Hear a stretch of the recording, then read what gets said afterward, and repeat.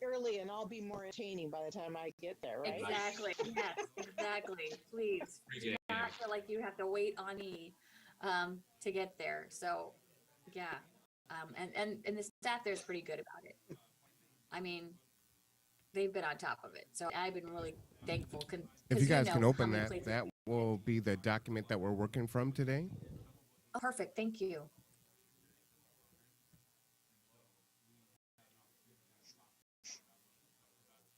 Okay, that went away. Why did it not open?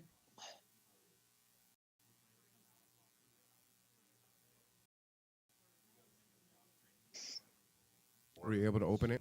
There we go. It opened. Are you going to put that up on the screen, Marwan, or?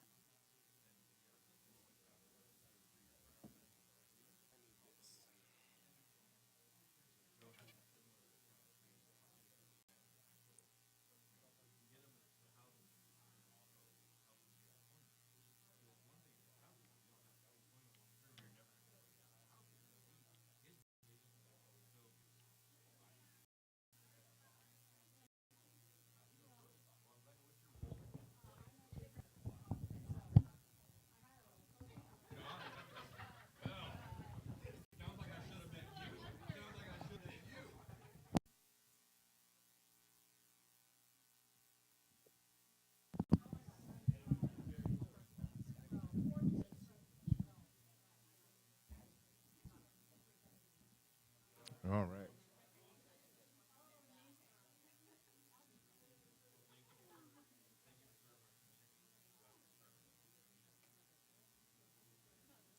How you doing, Captain?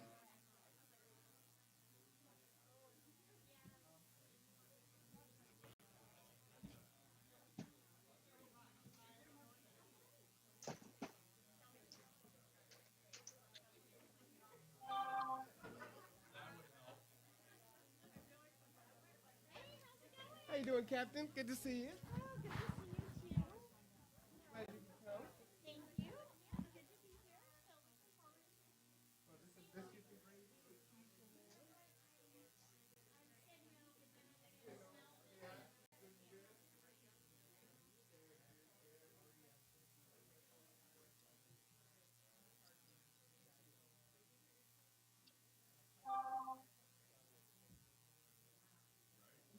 Brainstorm with you for a minute.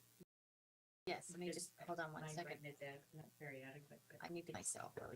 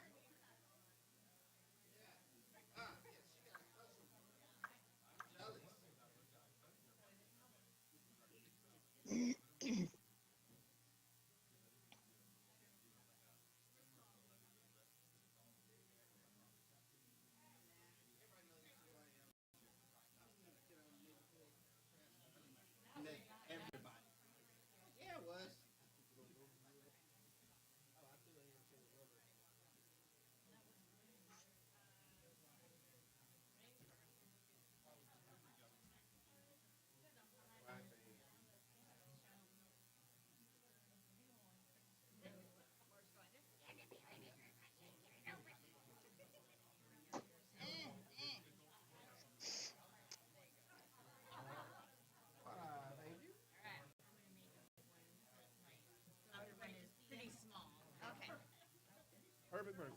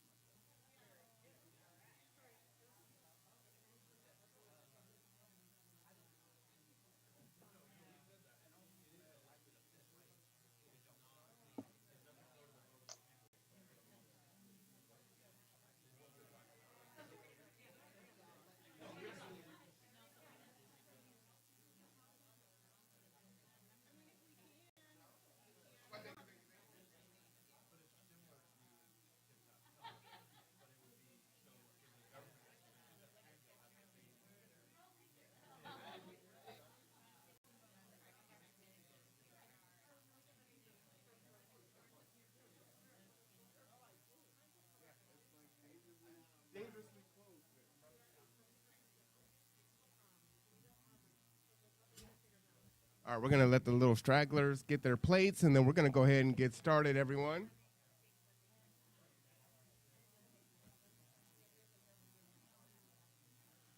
Can someone on Zoom just talk a little bit so we can see how you're coming through? Testing 1, 2, 3. Yep, Christy? we're here and ready. Yeah. I hear you. Hello. Ah.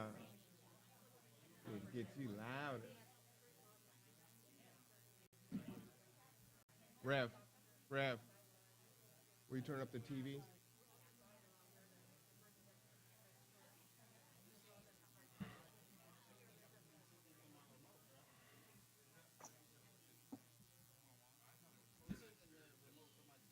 What is that?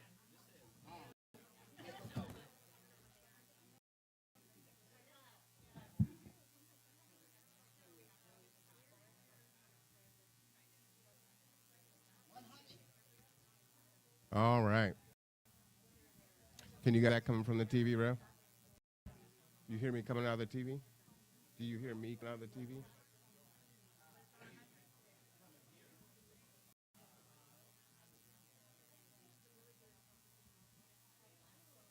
All right.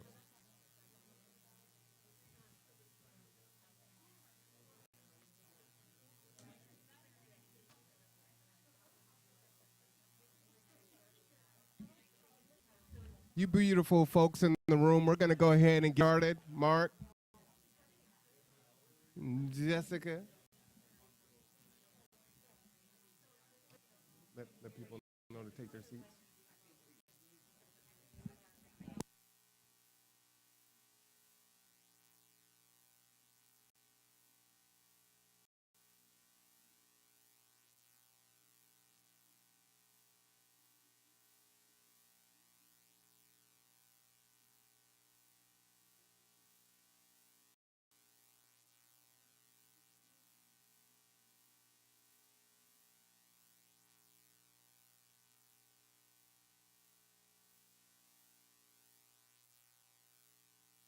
That sounds like a pastor there. All right, so you guys can see we have some folks with us on Zoom also, so thank you to our virtual guests. We can probably do like super quick introductions so we know who we are. There are microphones on the table. You can just turn those on so the people in Zoom can hear you. On the wireless mics, Pastor, if you'll turn those on for folks because they might not see where they are. How to turn them on there. And I will start off. I am Marvin Cameron. I'm the Executive Director of Gather Together, Grow Together. Every fourth Wednesday, we have a community breakfast here at New Horizon Ministries, 4040 Wheaton Way, 203. You are always invited to come. It's a great opportunity to share what your organization does or give folks updates. And now that we are post-COVID, in quotes, it's good to kind of get together and build relationship. So that's what it's all about. The conversation isn't always centered around housing, as in next month we'll be shifting to climate and some other issues of that nature. But there's always space to come and talk and meet and, be community and fellowship. And it's always free breakfast, so we want to feed you. And then we'll just kind of go from here. All right, I'll start since everybody's shy. I'm Michael. And please speak in the microphone because you got folks on Zoom. Okay. Hello, everybody. I'm Michael. Nice to meet you all again. I think I introduced myself to everybody, and just glad to have you here. Yep, that's it. And that's it. Yeah. I'm Sabrina. I'm with Gather Together, Grow Together. Perfect.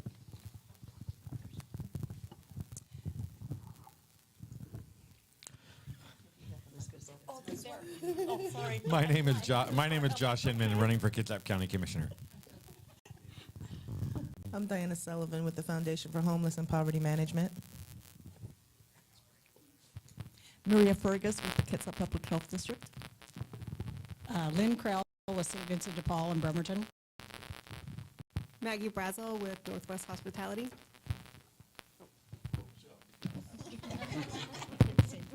Matthew Garrett with Kitsap Community Resources. Michael Aki, I'm here as a private citizen representing none of the organizations I belong to. Mark Boatwright Frost, representing Resilient Ecosystems. Joe Walter, G2 Housing. Raylena Copus, Citizen Advocate. Captain Dana Walters, Salvation Army. Jessica Guidry, Kitsap Public Health District. Oh, you know what? Here we go. Mary Gleistein, Kingston Housing, Kingston Affordable Housing Working Group.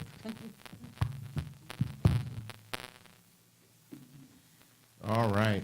And then our folks in Zoom? Hi, I'm Christy Lyson. Today I'm representing G2 Housing, and I'm also a downtown resident in Bremerton. Thank you. Jenny Duff with United Way of Kitsap County. And hey, Jeff Coughlin, Bremerton Council Member. My district includes downtown. All right. Thank you all for coming. You have a packet that is in front of you. And we kind of themed this, what would MLK do? Since we are having a conversation centered around MLKing and the unhoused there and resources. So welcome to our solution dialogue.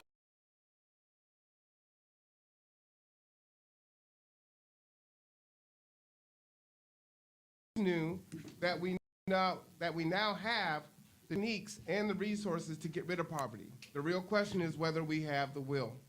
Dr. Martin Luther King Jr.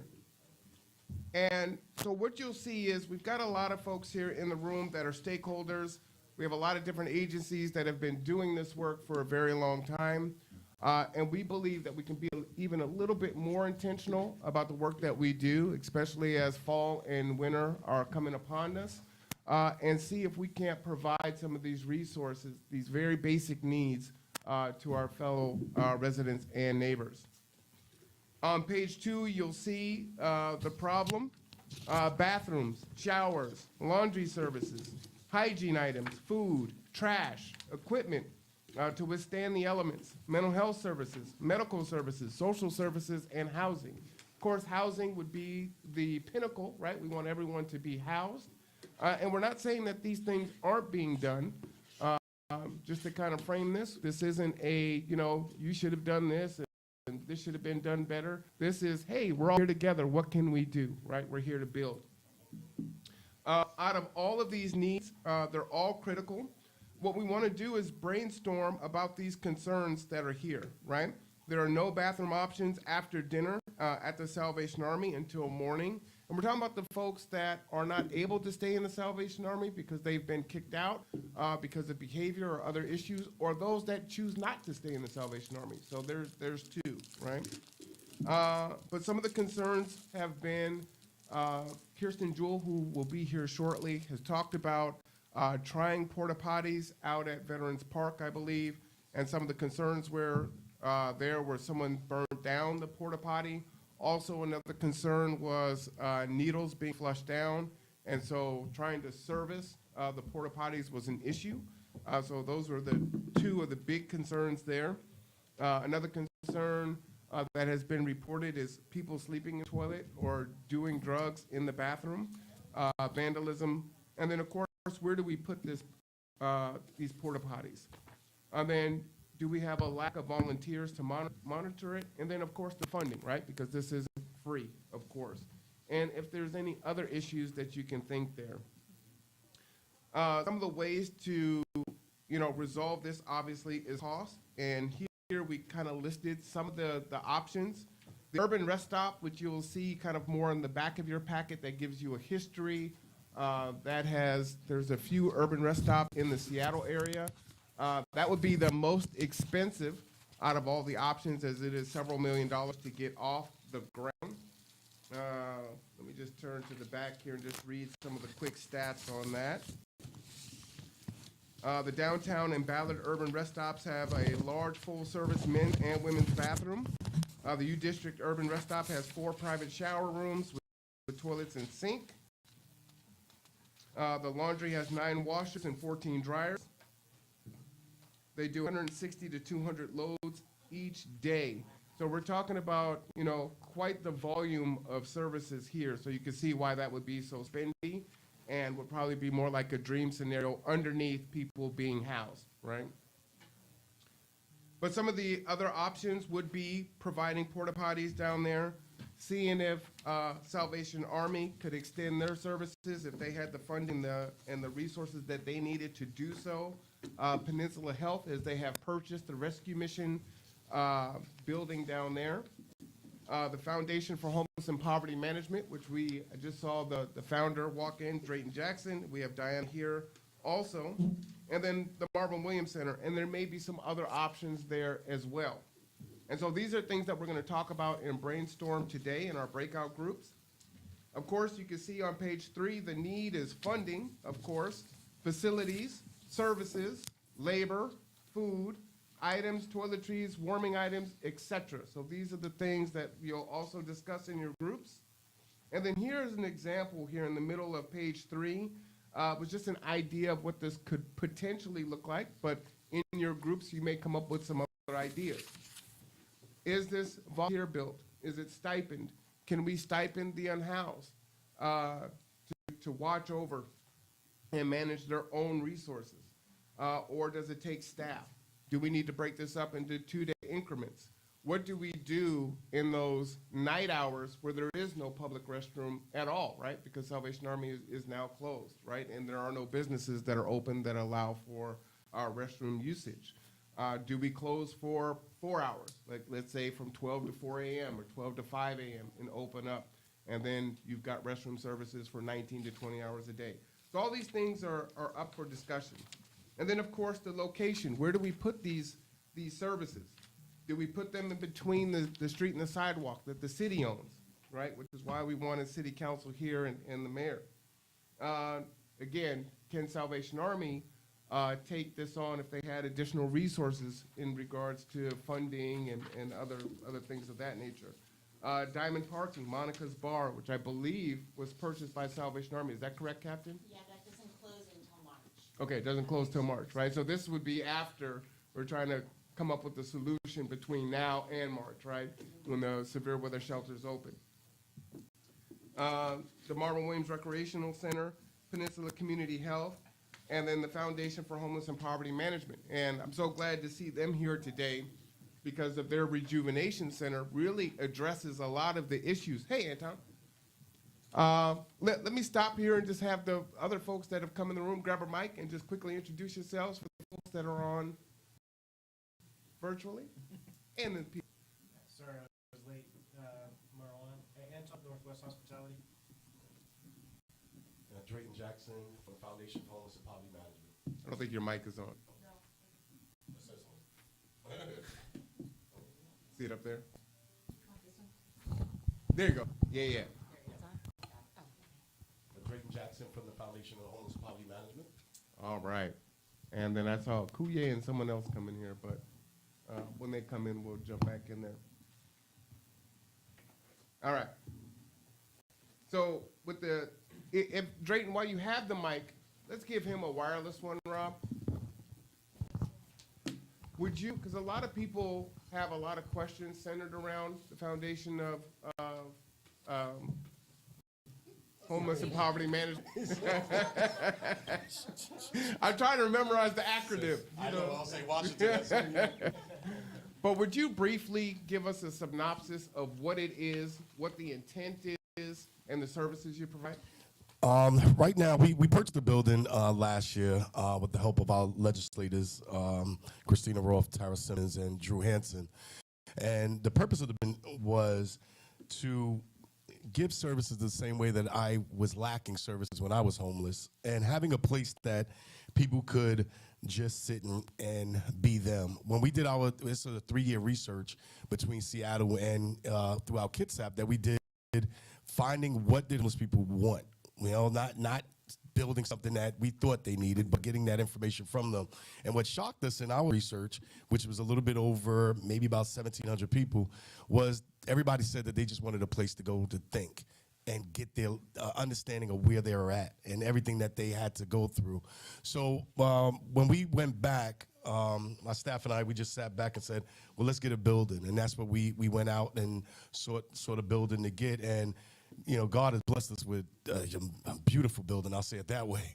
And the goal is to have a place that is theirs, not ours, something that is not judgmental, something that is not anything over it except them being there. And what we do it now. You know, we are open. We did a soft open. We haven't promoted. Everything that we have gotten has been word of mouth. And we partnered with DHSH every Thursday. DHSH is in our building. They have serviced over 20-something people now and have gotten them services right off the street. So we're doing the work for it. The goal is a $10 million build out, which we do have some of the money already for it. It's going to be showers. It's going to be bathrooms, TV rooms. Definitely come by and take a tour. 2741 Wheaton Way, right across from forget the gas station, Diana. I know. SARS. What is it? Speedway, right, where SARS is. And we'll give you a tour of it. We have a beautiful design. And then we also added a park to it that's open to the community. This is a building that is strictly for the homeless community. This is not our building. This is not something that we are putting, you know, certain things up. We've even had it tested with people with drug use coming into our building, and we found that as long as we say, hey, look, you know, you can't use in here. If you come in here and you're high, then, you know, we could talk and have a conversation. And we've had a counselor. We just recently partnered with social services for DHSH to come into our building probably by January, February. So I do believe that it's something that is needed. And that was the thing that we said in the foundation, is that we got tired of asking for people to do stuff for us. And we saw the tremendous weight that Salvation Army had on their shoulders with trying to house everybody. So our goal was just to come in and say, hey, we're going to build something that will help our community just to get them off. And then the businesses downtown as well, you know, just not hiding anybody away, but just saying, hey, you have a place to go now. Our libraries, and I've said this everywhere publicly, our libraries have done a wonderful job. And I give it a lot of credit for the advantages with their staff not having experience in doing that, but they have done a wonderful job. I think that now it's time to have a building that the home can go to, that is built by people with lived experience. All right, thank you for that. And I think that's important, right? We have a good understanding of Salvation Army, who has been here for forever doing this great work. And I'm going to go ahead and switch to that, if you don't mind. And so we asked Salvation Army, and Eric was able to answer these questions for us. And Captain, if there are some things that are different or can add context, please do. We asked, are all eligible for hygiene services, which include showers, vanity rooms, laundry, cleaning, and clothing replacement, depending on the size and the style being requested. Laundry is turned in on Monday, Wednesday, and Friday, and picked up on the following Monday, Wednesday, and Friday. Showers are first come, first served, but typically serve 15 to 30 showers per day. And vanity rooms are for people to shave and do their hair care. Is that correct? Yeah. Perfect. They are also not limited by ancillary systems supporting the above services. Third, for the people they do serve during normal hours, they believe their people's needs are being met after hours, and for those ineligible for services, the hygiene needs are not being met. There's a decided lack of bathroom facilities in the downtown core, which is why we're here, available to the homeless. In order to be functional over time, toilet facilities need to be staffed and maintained and supported by some type of security precaution. Options are too many to write down here, but not necessarily an agent. There are other options. So, Captain, do you know, or can you share some of those options? Because this was Eric who responded to this. Yay, Eric, she's not here. Give the captain a mic, please. So let me just throw Eric under the bus one more time. So yeah. So Eric, for those of you who may not know, is our social service director, and he is stellar at what he does. So these notes came from him. I would say that we have tried several of these things to accommodate people who are ineligible for services and they can't come in. And we have failed because the bathrooms were now nobody will even rent bathrooms to us. So there you go. There are no honey buckets that will come to the Salvation Army. So that's been a real problem. Even if we could get one, we can't. Yeah. So I would say that maybe this group being maybe stronger than just us and being able to advocate for that is super important. And I think that I don't know of any other options because we've just run into brick walls, but I hope that you guys can find some. So that was really my way of saying I have no idea. Captain, let me ask. So this was so they won't rent them. If we purchase the honey buckets, would they still service them, or is that a question? I've not explored that, but I know the experience they've had has been very bad where, they've been knocked over, they've had, so much drug use in them, and then they've clogged them up and all kinds of stuff going on. And so I guess if you pay somebody enough, they would come and service them, but I don't know what their stance is on that. Gotcha. Go ahead, Anton. That's what they did at Veterans Park. The honey buckets stopped servicing Veterans Park, so the Park Service bought for. Okay, that's what they did at Veterans Park. The honey buckets stopped servicing the ones that we got installed there. They took them out after one burned down, and then the Park Service, for the record, I believe it was a housed person who burned it down.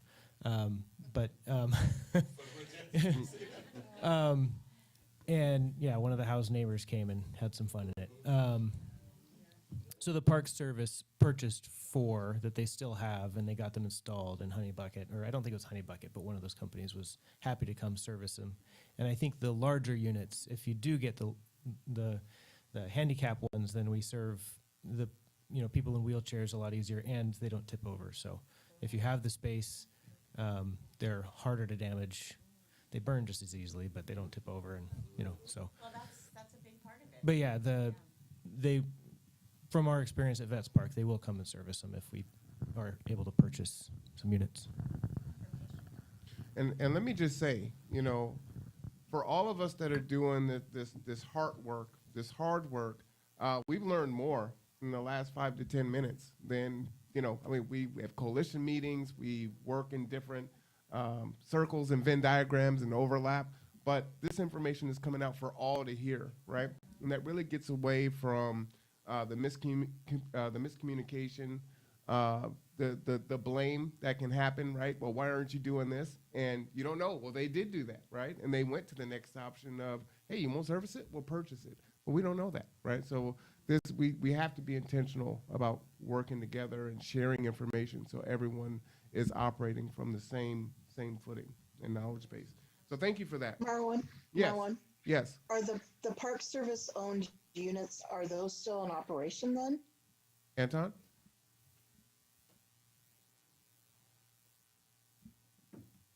Vets Park was swept at the end of April, and the parks Right. removed those units, but I believe they still own them and they're in storage, so they'll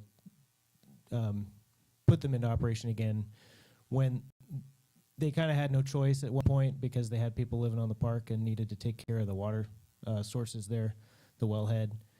So that's why they invested in that, so they have them. And if that type of need arises again, they'll redeploy them, I think. Perfect, thank you. Do you know if it's the parks that own it or the housing homelessness division that owns it? Do you know which division actually owns it? I think it's the Park Service that bought them, but I'm not 100% on that.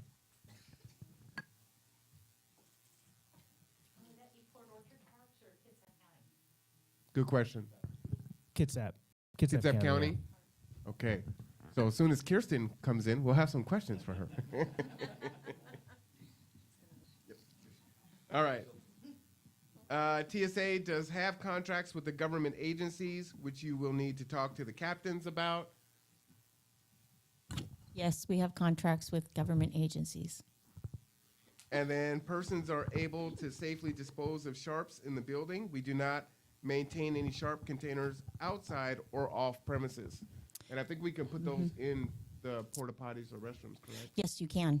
Absolutely. All right. And then the last one was persons may not be eligible for our services based on their behavior only. There is no other criteria that will make anyone ineligible.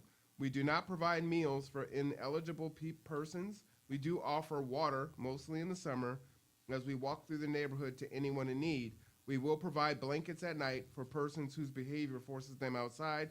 No trespasses are permanent. Everyone can be reconsidered. Thank you for bringing that up, because I think that's one of the biggest challenges we have is people think we just kick people out because we don't like them. We are a low barrier shelter. So first, let me back up. We are an emergency shelter. We are not a permanent shelter. Our shelter closes in April.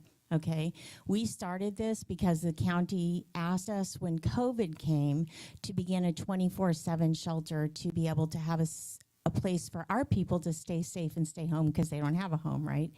And so we have been 24/7 sheltering since November of 2019. We break down and set up every day, twice a day to sanitize. We serve 3 meals a day. We're well over hundreds of thousands in meals, and we have a capacity of 77 people at night. We generally run that only about 6 months of the year. The rest, it's probably around 40 or 50 a night. Our day shelter, our day room is open and exactly what you said is that people just want a place. There is nothing going on in the day room other than a movie, because we really believe that when you're homeless, you're living in crisis mode. And people say, well, how come homeless people don't want to do this or that? Well, when you're living in crisis mode, you're thinking about what's the next 2 hours going to bring or that sort of thing. So when people have a safe place just to stop and think and rest, then that's when they can go forward. But that can take months. That can take months of just being able to have a safe place, right, for people to get better. But anyway, so in our facility, you can come in if you're drunk, if you're high, if you're, mental health, whatever it is that you have, you're welcome to come in. But you cannot be violent, and we will protect those people who are there with everything we have because we want this to be a safe place. It breaks my heart when we have to make people ineligible for services, but I can tell you that it breaks my husband's heart even more. And Captain Lance is out on the streets every day in the back lots, walking around, talking to people off our property who trying to, just understand their need. And as they said, it used to be that permanent trespasses were permanent until Captain Lance came, because he doesn't believe that anything is forever, right? He wants everybody to be restored, and that's really his heart. I'm much more the administrative person in the office, so. But we do, there's a reason that we don't feed people, give them meals who are trespassed, and that's because they hang around the periphery, and many of the people who are trespassed are more of the criminal element, of the home. There are people who prey on the homeless community, and so we do not want those people hanging around the periphery, and it just adds more problems. And so people, I know, they're like, well, how come you don't feed people? You know, you're the Starvation Army. It's like, oh, okay. We only fed 300 people today. I'm sorry that wasn't enough. And I know there are people who are hungry, but we can only do what we can do. And a lot of people will come and bring food into the parking lot behind Monica's or the old rescue mission, and that's wonderful, but they don't stay around to clean it up. They just drop it off, and that's great, but everybody complains about the garbage. Well, there are no garbage cans out there, and somebody said, well, how come the Salvation Army doesn't provide garbage bags? That's not what we do, right? We're struggling to survive doing this 24/7 shelter, getting staff and those kind of things. We are not sitting around eating bonbons with nothing to do. We are beyond our capacity of what we're doing, and so it is not our responsibility to take care of the other areas as much as we like to, and we certainly encourage our people to not trespass, to move along, and all those kind of things. We cannot do that work as well. So while it seems maybe mean, it's the reality of what we do, right? We are provide for the 300 meals we're doing a day, and the people who are outside of that scope, hopefully there's someone else who manages that. I will tell you that the Kitsap Rescue Mission, they screen all the people who come in. We don't do that. Right? Anybody can come into the Salvation Army. So you kind of have these levels, and I hate to use the word levels because that kind of sounds horrible, but it's the truth. It's the reality that we live in. They do their thing, we do our thing, and we need somebody else to pick up after that because we can only do what we're doing.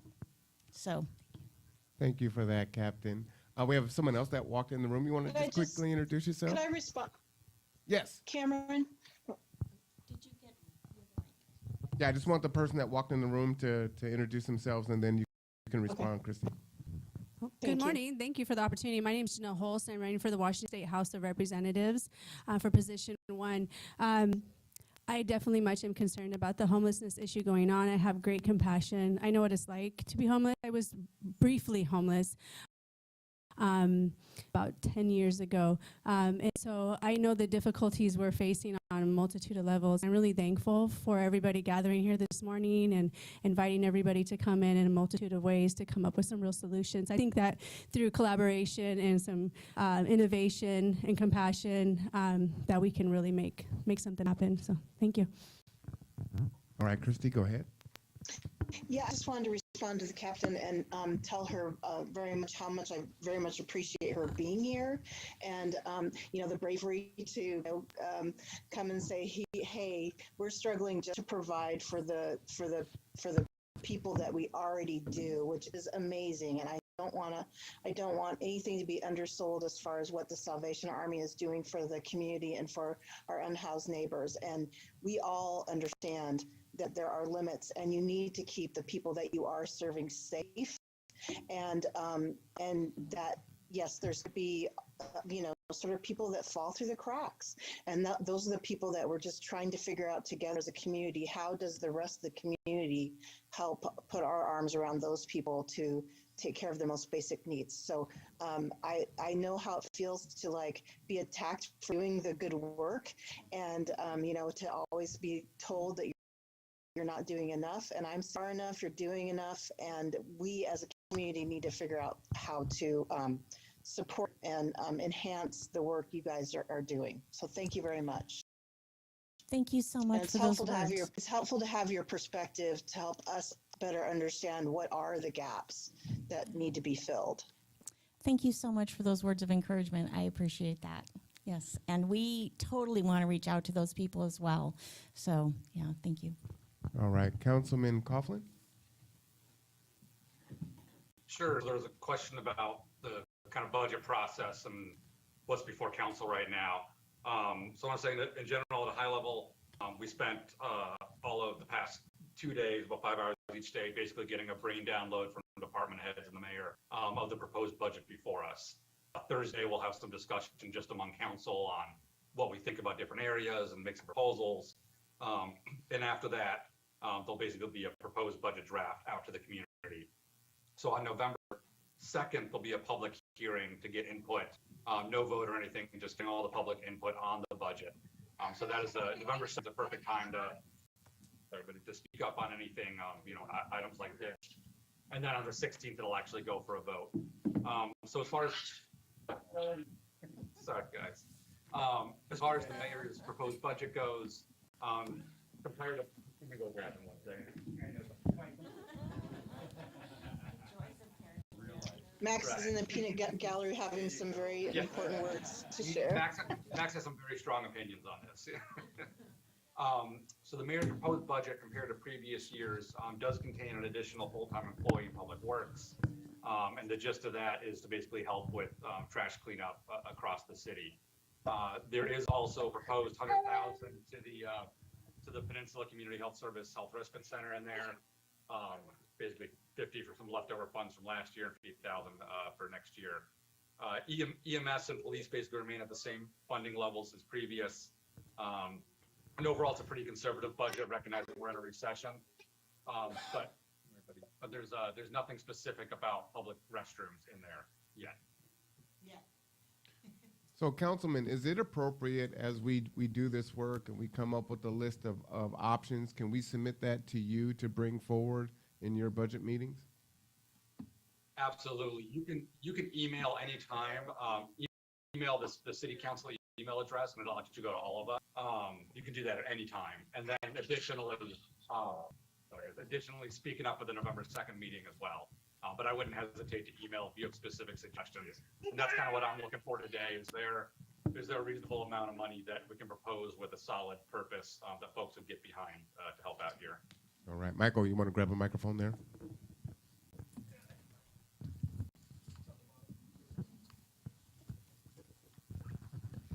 Will the November 2nd meeting be in person only, or will this one also be available on the Zoom? All council meetings, including this one going forward, are going to be hybrid. So you can come in person or you can attend by Zoom and speak up that way. All right, perfect. All right, so on page 5, you'll see we got to the bottom of page 4. We're on 5 now. We looked at and got an estimate on the honey buckets. If they won't service, then maybe we look at doing a straight purchase, but maybe we don't even need to do that since the county has 4 in storage, right? Which would be great. They've already been paid for.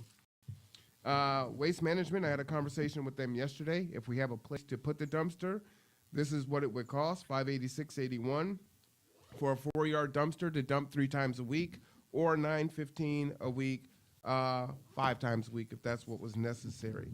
And that was as of yesterday from Waste Management. Yes.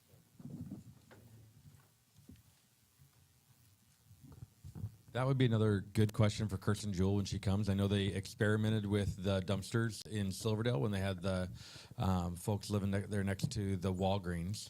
And I believe, if I remember right, they had some pretty significant challenges because the community began to use it as a community dump site. And that really ruined it for the folks who were needing it there in the community. So I think there's 2 sides to look at for us. There is one, can we figure out how to provide it for just the folks who are there who need it, who are staying there? Unfortunately, in Silverdale, you would drive by and there was beds, mattresses. I mean, it became really, unfortunately, people who had homes decided to make it their free dump site. So I wonder, I don't know how the county managed that tension, but I think it'd be a good question for us to ask Kirsten to see what they did with that. Go ahead, Michael. I think one important point of clarification is we are speaking generally for Bremerton, not the county. And Bremerton, or the county homelessness division, does not have as much pool in Bremerton. This is why it's important that the city council is on board with this, because they are going to be the ones making the decisions for this, not the county. And while their input is important, we generally, I don't think we'll be receiving the county won't be in charge of what's going on. My recommendation is simply to ask about lessons learned not to prevent anything. I think whenever we can learn lessons from folks trying it, it's a good idea. So I totally understand that distinction. I just want to learn what lessons they learn so that we can do it most effectively. Absolutely. All right, so we're getting ready to get into our breakout groups on the back of page 6. These are some questions for your breakout groups to consider. And then Drayton from the Foundation for Poverty and Homeless Management, would your location be open to having the porta potties there or keeping your space open if you had adequate funding to provide that service if there's no place to put these services down on MLKing? And the reason why I'm asking that question is as the Rejuvenation Center opens up, then you're going to have a migration of the unhoused there. Right. So it almost seems like a natural fit to start that, building that in now, right? It's interesting because my brother here gave us a shower over the summer, and you know, we had, I think we did maybe 5 or 6 people, you know, because it was an outside shower. So, but when the word got out, we started to see people come by and they wanted a shower, but the way it was set up, they were like, all right, no, I don't want to do that. But it just showed that people would, once it's there, we're open to it as long as my board says yes, because I tend to dream big and always want it. But the great thing for us as our you know, a couple of people have taken tours, a couple of elected officials. We are self-contained. We have a fence. We're private. The good thing about it, though, is that we have control, like who comes in and out, and then we also have control of who uses the stuff that we have. We've gotten the respect from a lot of this community now that do come to our building. So we would be open to it as long as it's really mapped out and funded, because that's the biggest thing right now. We are, and I'm just putting it out there, our great partners at KCR has helped us tremendously, but we're about $75,000 in hotels. That money that we're not getting back, we're not getting paid for it, right? But we saw the need of just doing the work and knowing that, you know, one day people will recognize it. So we're open to definitely doing anything that's going to ease some of the pain that Salvation Army's going through, and even the rescue mission, as long as we have the adequate funding to keep it. My board has made it very clear to me that we will not take on anything that is going to put us in a position of strain to use services. So if we had a choice of a dumpster over housing somebody in a hotel until we can get them housing, that's a decision that we decided to make policy-wise, that we're not going to spend money on things that are not going to move people's lives. So we don't mind doing it, and we do have the space to do it until we get into construction. All right, so that all these things are really important, right? These conversations, putting this together. So we're going to go ahead into our breakout groups, and now everyone has this equal footing for conversation. And I didn't have time to put you guys into groups because I didn't know who was going to show up and who wasn't. So we're going to do this the old school way. We're just going to count to 3. 1. I'm thinking us Zoomers are going to be our own group. That probably makes sense. I'm not sure what the iPad and iPad 2 are, if those are going to be maybe a way for someone to get on Zoom. I'm not sure. That's what I was wondering, if they were going to use those for getting a bigger grouping. He goes to the back of a chair and a pad. Yeah. There you go. Before we go into our breakouts, we sometimes have, you know, covenants and group agreements and house rules, and we've all seen a million of them, and we're not making any rules like that because we can't compel you to agree to anything. So what we have are some hosts requests that are at each breakout room, and the primary one is the one my mom says is the only rule we need, any of us, anywhere. It's the golden rule, to treat other people the way you'd like to be treated. That's the primary one, but just some small points. Step up and step back is if you're somebody who tends to talk a lot, think twice before you do. And if you're somebody who tends to be quiet, remember that your contributions are requested and valuable. Please, one speaker at a time. Please be thoughtful about our shared time. We haven't said how much time we're going to spend in breakouts, Marwan. And if you can put your phone on silent or vibrate, that'll help. And take care of your needs. If you have questions, get them clarified. If you need to leave the group to go do something, if you need something from any of us, please let us know. We want to make sure that your needs are met. Stay curious and open to what you're going to hear. We've already heard some surprises this morning. And we're not assigning a facilitator to each group, so let's just facilitate this together and help us all stay focused. Thanks. All right, thank you. So, Greg, what number are you? One. Okay, ones are going to stay in this room, twos and threes are going to come with me. We're coming to your table? Sounds like he declared you. I know, right? All right, let's go. We'll grab some meat. Good to see you. Good to see you.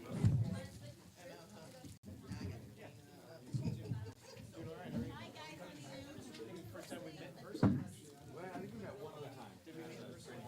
Have you ever figured out that group stuff? I reached out to like probably 13 different groups. None of them would come.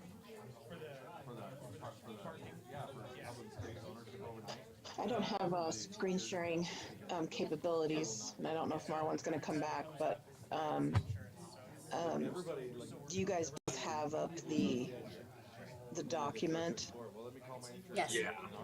Okay. I just lost my screen that had the document.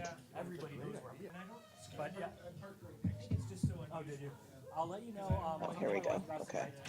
Okay, so our question is, what is the best way to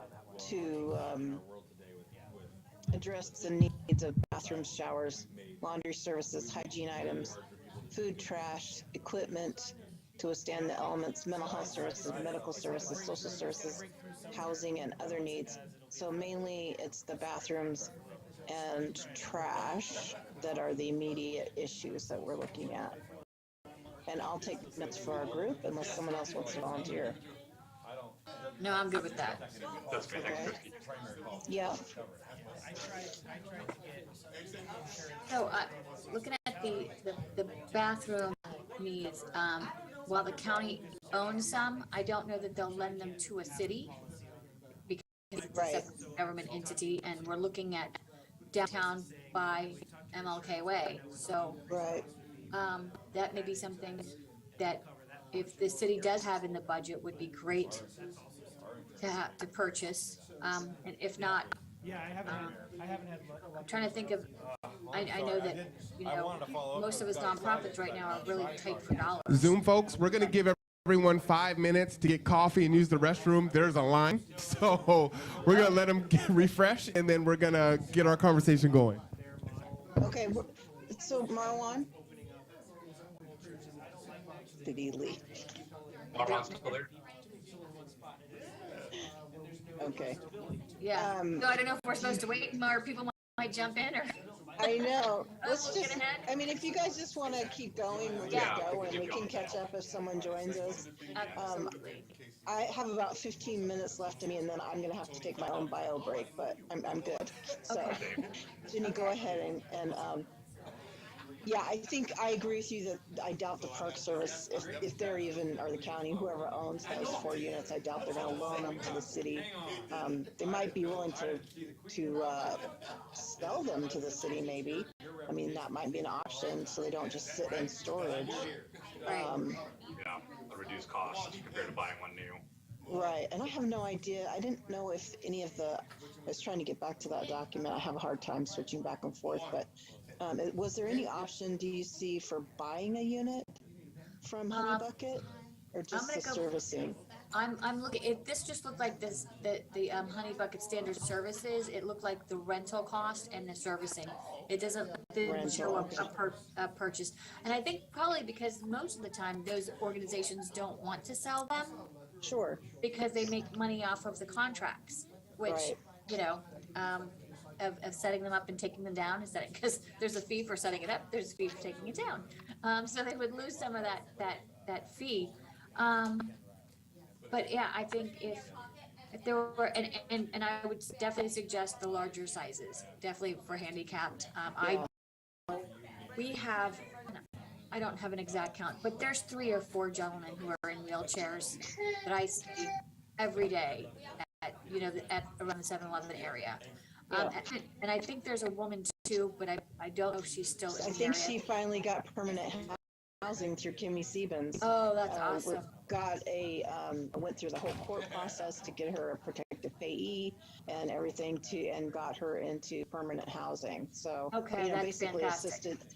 assisted living, because that's what she needed. She was in and out of the hospital all the time. So, right. Yes, I think she's taken care of. But yes, there are, plenty of other people down there that, and just for this year that, you want it accessible, right, to anyone who would need it, and that it's harder to tip over, is, also an important side benefit of having the larger I was units. thinking if you just tightened up to telephone poles to make sure that they can't be tipped, because that was, that's always a concern, because even non-homeless, they, teenagers find it fun to tip I don't know why. Right. I mean, it's like tipping cows, right? Yes, exactly. It's like one of those stupid things that people feel, it's rite of passage, I guess, for some of them to do it. But, so I was trying to think, but it's hard to do it like in a parking lot, because there's usually not a telephone pole in a parking lot, but you want to give it where there's enough space to be able to negotiate getting in and out of those units. They're not,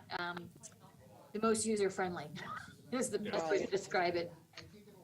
So I'm thinking I can't speak for the mayor or Public Works, obviously, but I'm going to assume that purchasing versus renting, that renting would be preferred, because I think the city purchasing a unit, Public Works is then going to have storage space for it, personnel assigned to it. So it's probably more expensive in the long run. Looking at just a contract for Honey Bucket or similar service is probably more sellable.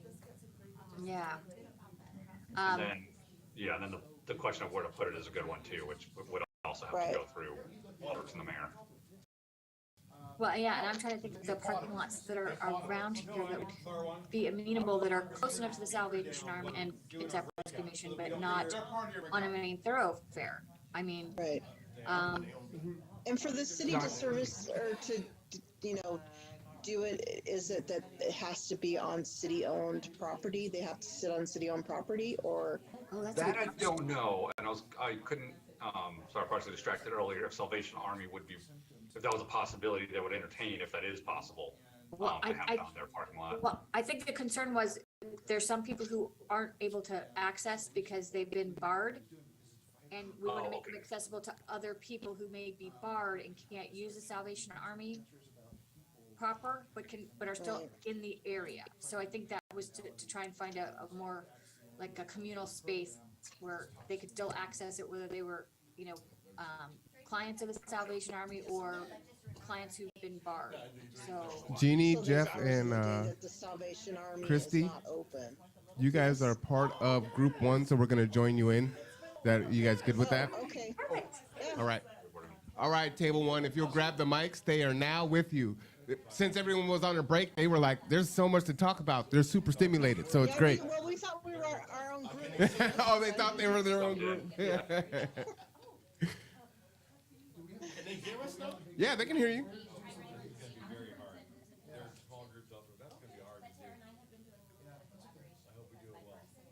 So the question, who's leading? Here we go. Cannot hear them very well if they're talking. Are they using iPads? So the question. No, they're not. So what is the iPad, different rooms. You sure you don't want to leave them by the Oh. No, they just need mics so they can hear you. Someone talking to the mic. And one quick public service announcement, if you haven't already discovered it, we failed to let you know where the restrooms are.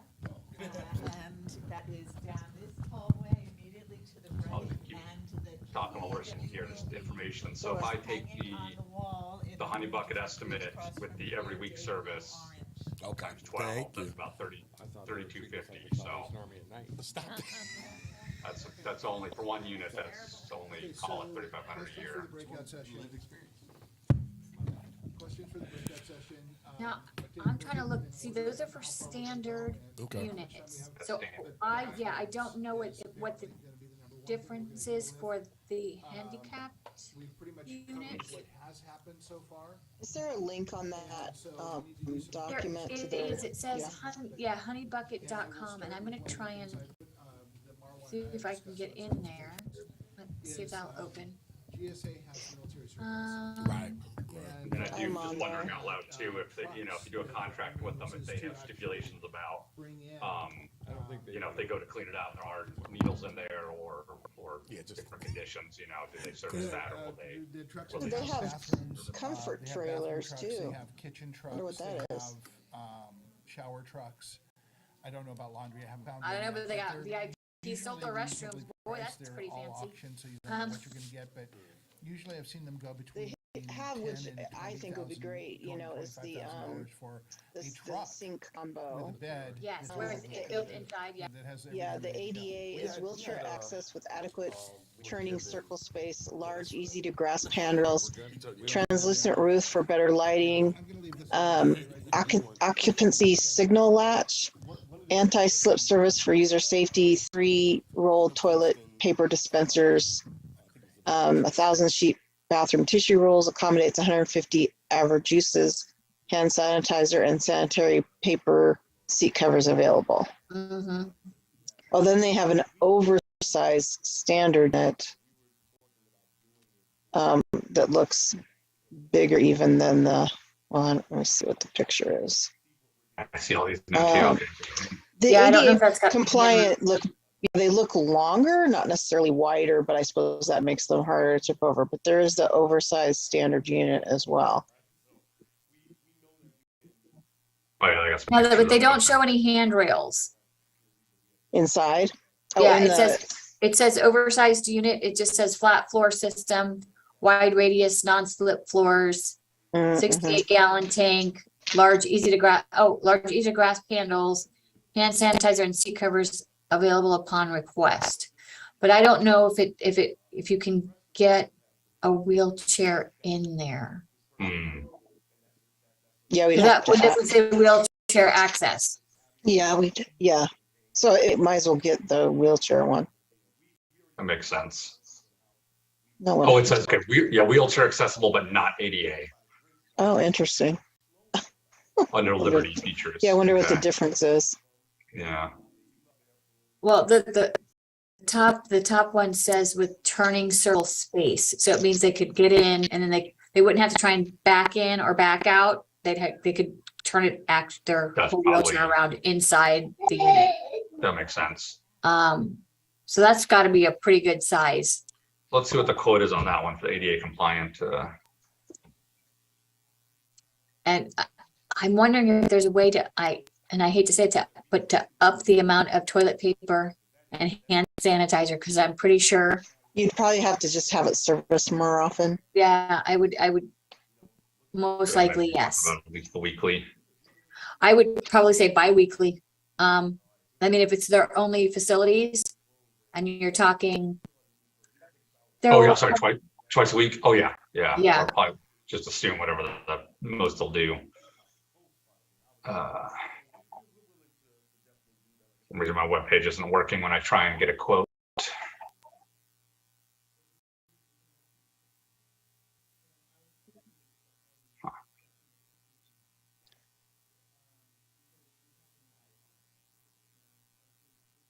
Now, I know he said other people were joining us, but I don't know how they're joining us. Yeah, I don't know if they gave up on that or what happened, but I'm not even hearing the background.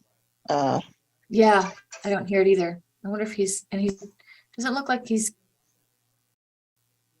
So another option is these trailers. I'm just going to assume we're our own group. I mean, and I'll keep notes. But, if you look at these trailers, they have they have like lots of different versions of them. Some even have, I think, shower. But they have multiple stalls, which then obviously this would be, I mean, people could still do bad things to it, but it'd certainly be harder to. Well, I wonder, do they have a ramp to them? Because the yes, they show. Well, there's stairs. Yeah, I see a stair on each one of these, and I'm wondering if a ramp can be added, or maybe because you can't turn it. Hold on. Right.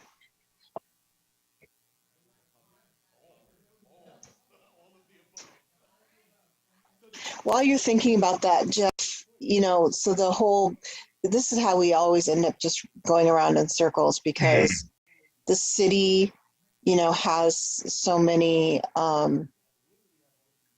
what's the right word?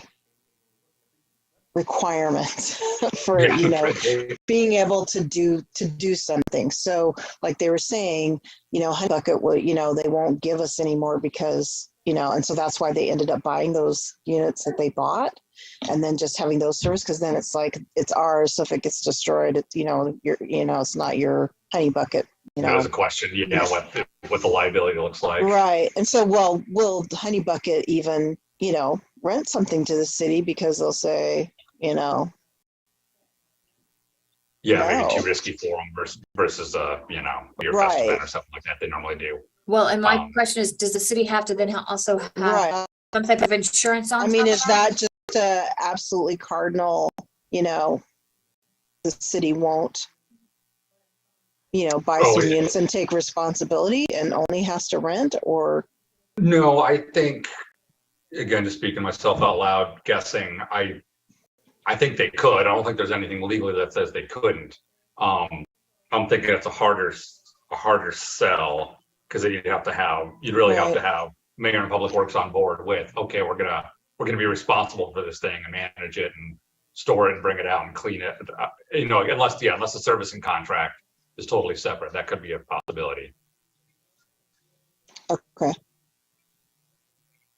So maybe if Honey Bucket was amenable to, hey, we pay you X amount of dollars up front to purchase the unit, and then we're paying you the service fee. But if it gets destroyed, well, our money's out the door.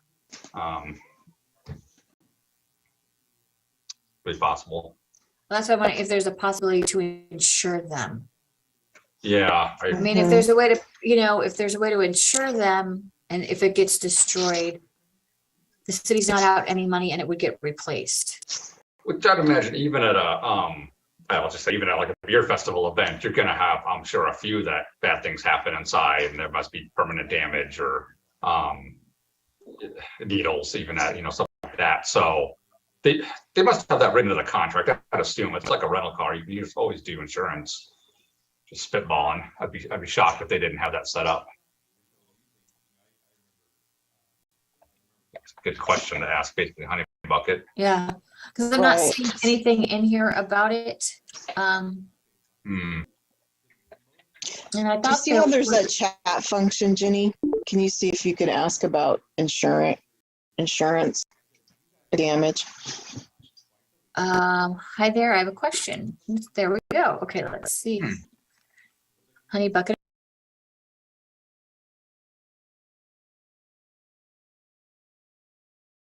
Really quick, so hold on. Okay. No, it's okay. I'm putting it in, but I'm just if you want, well, yeah, I was gonna say you could use the G2 housing email address. I'm just using my work number. I'm just using the work number. It's perfectly fine. I'm not worried about it. Okay. Now, one possibility is that they won't even do the rental. I mean, Honey Bucket. Because if I look to have special events, construction sites, recreation sports, wine industry, RV pumping, but nothing permanent. Generic, yeah. Okay. It says, they're going to be texting me back the above number, which is not helpful because it's going to work phone, not my cell phone. So I won't be getting that text back. So hang on, let me see if I can now redo that.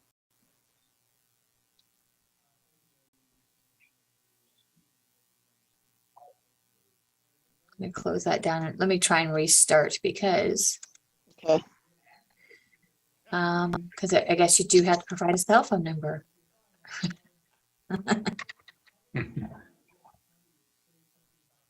So while working out that angle, thinking out loud, there are the restroom facilities down by the harbor side, by the plaza there. They're farther away, but I don't even know off the top of my head what hours those are open. I know they were closed a lot during COVID.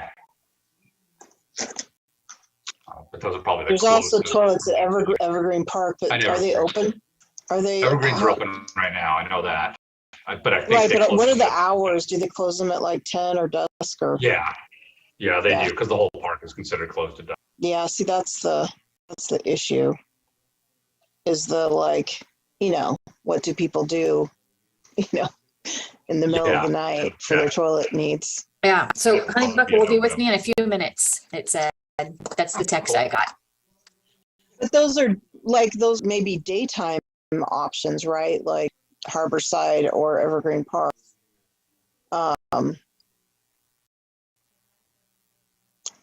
and though Evergreen, you'll get them, it's gonna be politically tricky, kind of advertising those. Because of the big kids playground area. You and all got the that. kids playground area, a lot of, houses there. Yeah.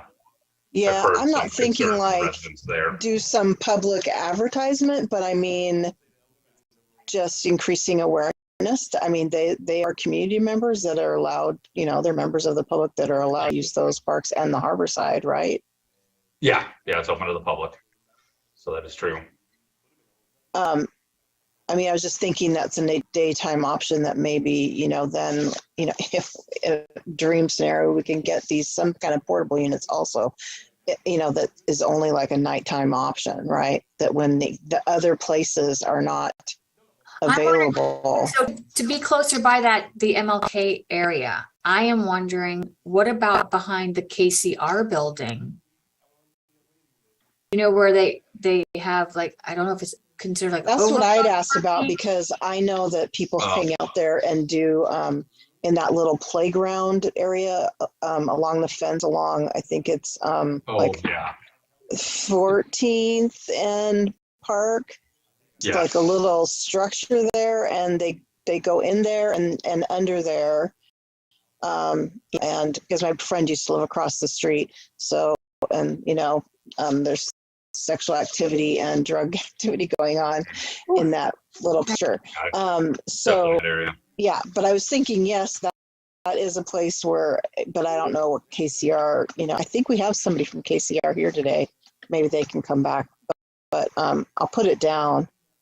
We were also wondering about like, could the city provide funding to Marvin Williams to like have a bathroom facility kind of closed off from the rest of their facilities, that is but open, so like it's only open for that, for the unhoused. Well, and they can't get to other parts, right, of places, like any of those, like added onto just bathrooms, added onto a actual structure, for like Salvation Army or the new the wound care place that's going to be going in that area. Someone said, I don't know who purchased Monica's Bar, but that's going to be something. It sounded like it was part of Peninsula, or Peninsula is going to be next door, like at the rescue mission. So yeah, so, exactly. So, but one of these groups has purchased Monica's, which I didn't know what Monica's was for sale. I'll be happy to see that. I knew she was considering. I knew she was considering being done with it because it's just been hard. So yeah, she's not in the best area. I mean, I can't imagine how difficult it must be to run a business right there. I mean, yeah, I mean, my kids used to go to Discordia. With problems. Yeah, my kids used to go to just being there. Yeah. Yeah, remember when Discordia was on the upstairs level of what's now the rescue mission building? Oh, I didn't know they were up there. Yeah, so Discordia used to be up there. My kids used to go there to play games, the card games, and my husband would always have to go with them because we couldn't let them go by themselves because of all of the transient nature of area. And so, yeah, surprised that building is still standing, to be perfectly honest. It needs so much work. Look at the map in addition to Marvin Williams. Yeah, I don't know what the business is the right fire next to department it. is just north of that. Right. That is not a bad idea with the fire department. If we did a porta potty and it was basically just in the parking lot there, Right. they're there 24/7. They could monitor. Oh my God, Jeff. Yeah, that is like a brilliant Like, idea. yes. That would be amazing. Yeah, And then there's the EMS, right there, like for They do, yeah. emergencies, No, I medical know they're stretched thin emergencies. these days. In council, all of us had definitely some pointed questions because there was no budget increase for them and they're stretched thin. But maybe there's a win-win there. Yeah, no kidding. But it's also the fact that I think even people who are going through their own mental health issues and addiction issues, they all respect fire department. They may not respect the police at all, but they'll be more likely to be receptive to the fire department. More helpful and not, just like, oh, they're going to come give us a ticket for indecent exposure or whatever, Right, exactly. Or clear our stuff, take our stuff, it's kind of all that. So. Yeah, because a lot of them respond when a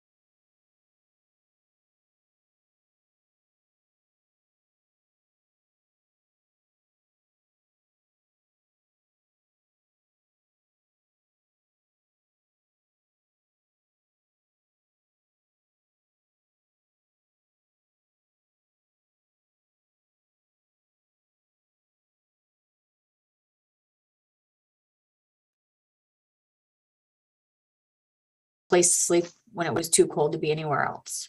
But they had bathrooms obviously for people to use in the middle of the night. So maybe it's trying to make that more available, not just during cold weather, but maybe if it could be expanded to, right, any night of the week where there just was not enough space in other shelters.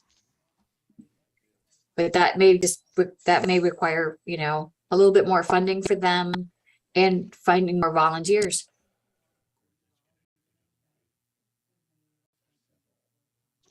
Hey, Jeff. Yeah.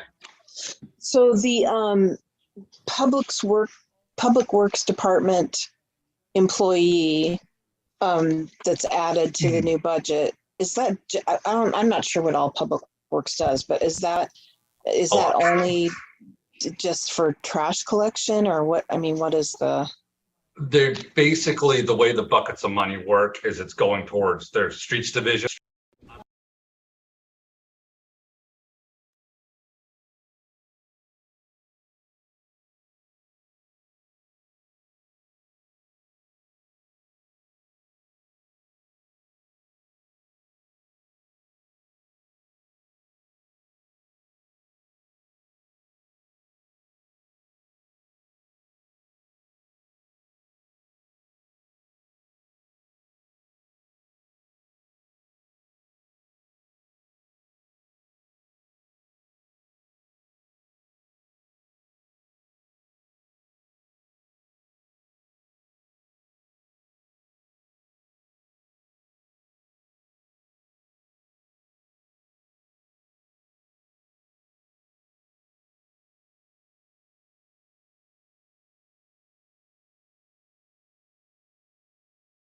Was some kind of combination between those positions.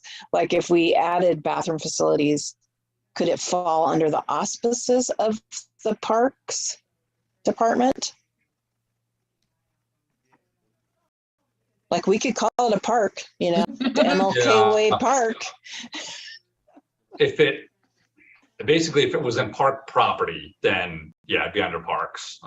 Really where the You line can gets just, drawn. couldn't we, there's no, I mean, you can call something a park, right? I mean, a piece of city property, right? Yeah, I don't know what that takes. Probably some formal ordinance, but yeah, I don't think it matters too much where the money goes and which bucket. Just that the proposal's solid. Which right now, what I've written down is looking at one of the ADA units. I'm just going to estimate 20 a year for rental. That may be high, but I'd rather high than not. Yeah. And put it in the fire department parking lot.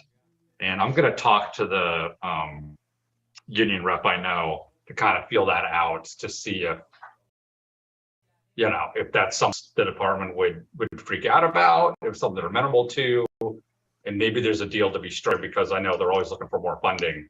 It's got to come from somewhere. But if there was some deal there where we had a little more fire staff to help monitor and address some of the other needs they have, this could be a win-win is what I'm thinking. Okay. Well, that's my number one idea so far. That's completely new as far as where to locate bathrooms. And it would be awesome. There could be, a couple showers added there, a shower facility there. And I'm thinking politically. I mean, and that wouldn't have to be open in the middle of the night. Yeah. That wouldn't have to be open in the middle of the night, right? It could be locked up, but during the day it would be open as an option. That could be a possibility. But yeah, I feel like starting small with, I know it's never right. Things fast Yeah. enough. But I'm not going to shoot for the moon. If they would take it.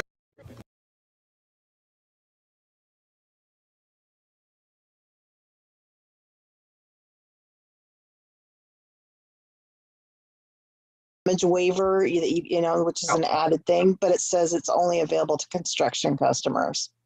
Okay. So low risk on their end. That makes sense. Yeah. So I don't know if they, let us do that. Which just from getting something in the budget, throw 20 a year, and if that means by June we've 3 units have been destroyed and that's been exhausted, then we tried the experiment and that's not tenable. But that's not the case because in a decent location we got volunteers helping, or anything like that, then yeah, at least could have tried. I'm texting with them right now. They were asking me they asked me a question. They said, for what kind of rental? And I said ADA bathrooms in a city for public use. So hopefully, where I'm not going to say homeless, because it could be anybody who's outside and needs to use facilities, we don't want to. Well, yes, I mean, yeah, there aren't in that area, there are not public facilities close by for anyone No. in Right. that, Yeah, I've heard that. I mean, there's nothing in, like a Lower Manette, there's nothing out, unless you go to business downtown.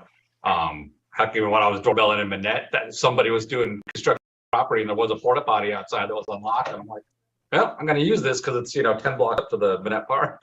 Well, and because the Bachman Park and Whitey Dempstead Park, there's no bathroom facilities at either one of those. except for when there's music in Manette, then they have the Right. little stalls down there. Right. Yeah. Sorry, what, Marwan? Marwan? I think he was testing. Oh, testing. Gotta get his earphones on. Yeah. So, I mean, but the dream, if money were no object, I think would be awesome, would be a navigation center. So Yeah.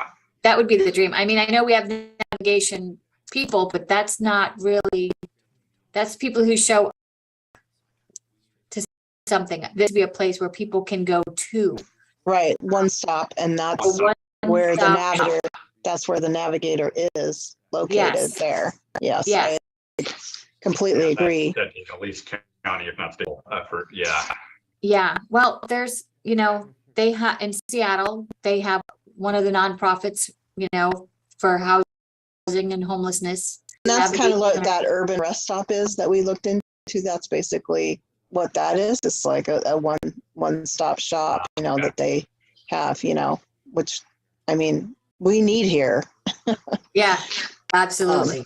And it wouldn't have to be as big, but yeah, it's still an investment, you have to have the building and then obviously staff it and, have the facilities.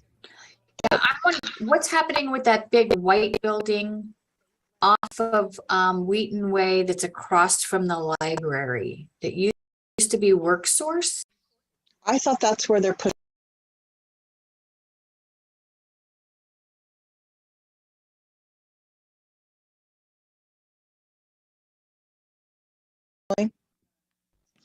I don't. I'm going to, Marwan, how much time will you convene? I might take a couple-minute break. Let's just all break. Yeah, perfect. Cool. Marwan, because I don't think he can hear us. No, and I could do the beverage. Need to get some tea. Yeah, I'm gonna just write in the chat that our group is taking a break.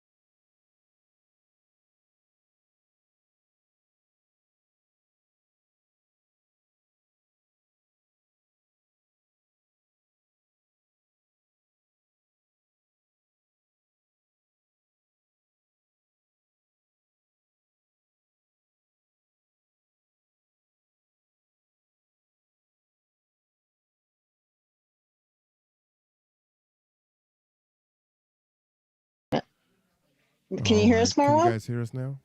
Oh, yes. Finally, Yes, yes. there we go. Perfect. All right, folks. Well, If thanks, you want Jenny. to come on back, get them back.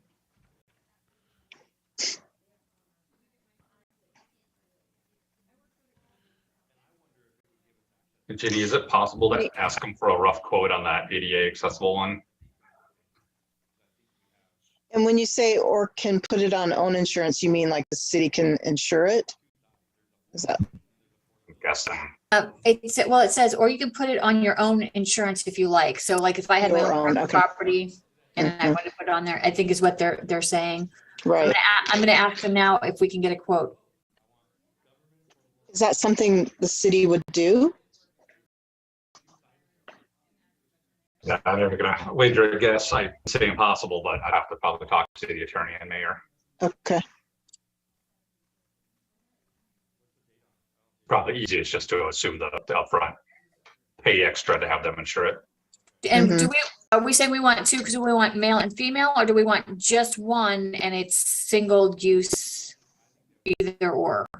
Curious, probably just one, and then we could always scale from there. Okay. So and we also do want it to have like the washing facilities inside. So ADA with facilities inside the restroom. If that's available, it'd be I good think enough. that, yeah. Then you could scale back depending on cost.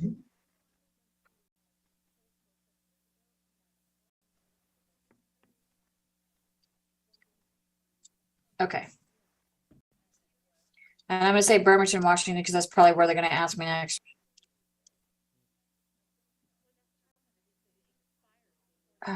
We've lost your, Marwan, we've lost your sound. People are coming on back so we can finish our discussion as they're coming into Okay. the room.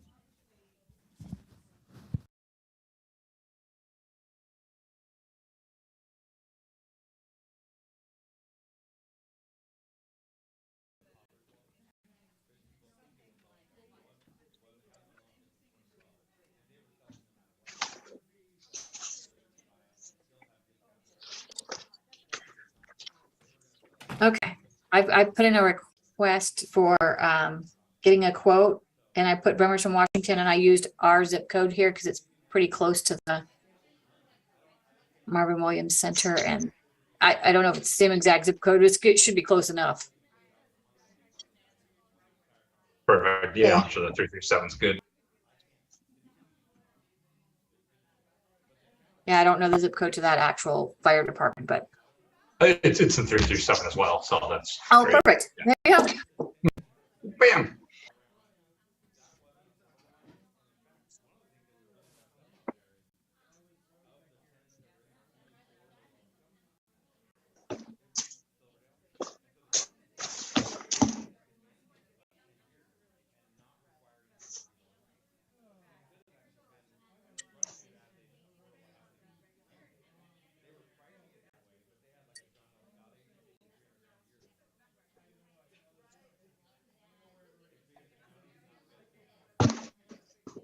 I should have started typing on a document rather than trying to write.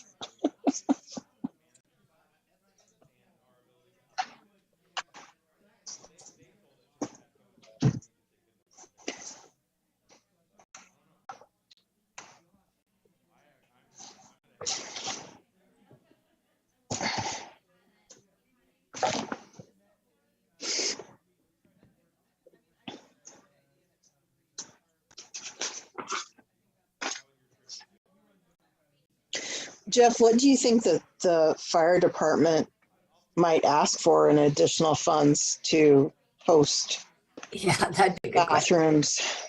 Staff, which is not cheap, but I know they're at minimal staffing levels at the moment for what they got going on, and then that's due to, I mean, underfunded anyway. They're extra stretched thin with having to transport to St. Michael's. They've been having to wait hours in the emergency room with patients, extra population rise, and dealing with this vulnerable population as well. I mean, there's actually Didn't know they wait with the patients. Is that something they're doing just because of the understaffing at St. Michael's? Yeah, where they can't. I mean, they legally can't just dump them in front of the ER and say good luck. They have to wait with them until they're under St. Michael's care, and that's been Yeah, I think they said one unit is up there for 6 hours the other day. Oh my gosh. Yeah. That's insane. Yeah. I've been working with the Susan Brooks Young local healthcare group too, and I've reached out to UW Medicine, Multicare, and the public hospital district option, and yeah, but nothing's happening overnight. Well, I'm wondering if they would be opposed to having somebody volunteer at their fire department who would be, willing to, having shifts, obviously, for added support since the funding isn't going to be readily available. There might be some retired people in the community or people who, Or, you could sell of. Or even a paid position, but not at a fire department person's salary. Like that would take like the level. overnight, shift of just monitoring the bathrooms. Yeah, it's a good. I'm going to talk to Craig Patty because he's the union rep. He'd probably have a good feel for it, and it's easier for me to talk to him than going to the fire chief. So. Well, and that would actually cover some of the other things that we're talking about here, because hygiene items could be kept there and that person could, hand them out as needed. And a little bit of food, like I'm sure that it could blankets or something. Yeah, like a food drop-off location for people who want to drop off the food, but shouldn't be dropping it off in the parking lot behind what used to be Monica's. All right, everyone. Having it go there. In a sharps container. Yeah.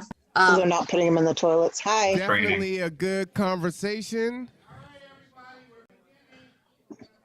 Yes. Yes.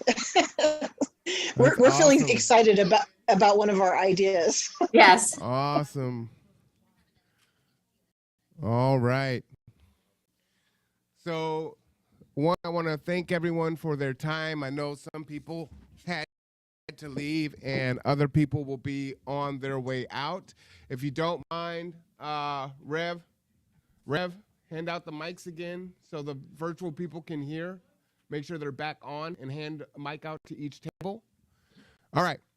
So a lot of good stuff. Heard a lot of good discussions. We want to share out what you took away. And why don't we start with the virtual crew first? Do you want all of our ideas or our favorite ideas, the favorite idea that we wanted to flesh out more? All of the above. Well, Christy, since you have the notes, I'm going to let you take that away. Okay, so let's see. We agree with exploring more of the honey bucket option with the handicap version that is not easily tipped over. And also we know that we have several people in wheelchairs. We know that we have several people down there that are in wheelchairs, so having an ADA compliant bathroom would be the most helpful anyway. We explored, briefly about buying the units from the city, buying the units from the Park Service, so they're not just sitting in storage and not doing anyone any good. Jeff thinks it's an easier sell to the city to, rent something that's serviced independently rather than the city owning those units, then having to figure out how to store them and that kind of thing. That's an easier sell, but not an impossible sell if we were to buy something, if the option to rent a unit that's serviced by Honey Bucket or some similar service isn't an option. We also talked about adding bathroom and or shower facilities to existing buildings in the area, like KCR, Salvation Army, like having something that's just, added to Salvation Army that's just open for bathrooms and is not open to the rest of the shelter. Marvin Williams, Food Line. We were wondering about the existing places that do the cold weather shelters, if it could be expanded to use year-round as bathroom facilities and or shower facilities. Our We also talked about, Honey Bucket also does shower trailers that they service. And so, like, if, going beyond just bathroom facilities, if we were to try and also get some sort of shower facility available, that might be an option, is the shower trailers from Honey Bucket they service. And they have several different versions of those. I had the idea of making a city park with bathrooms, then would be serviced by the Parks Department, some sort of small plot of land, and, making it a, MLK Way Park that then could be have bathrooms that are available for our neighbors down there.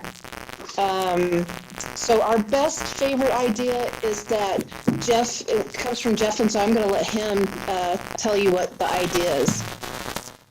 Sure. So this is something that may be feasible, definitely have to run by a bunch of people.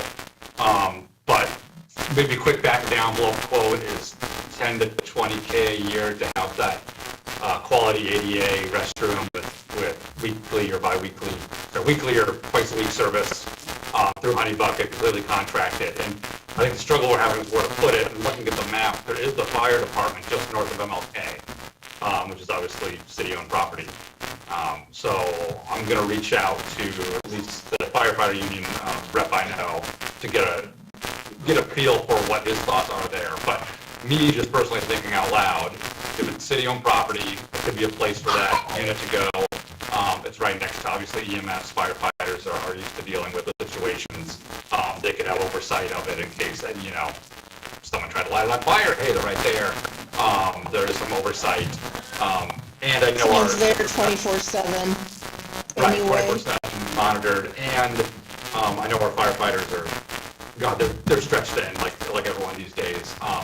But maybe politically, there's a good win there to get them some more funding as well, if they're willing to kind of take on this extra task.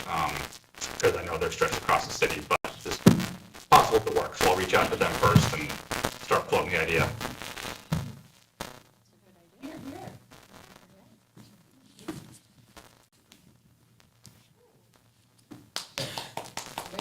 Those were our ideas.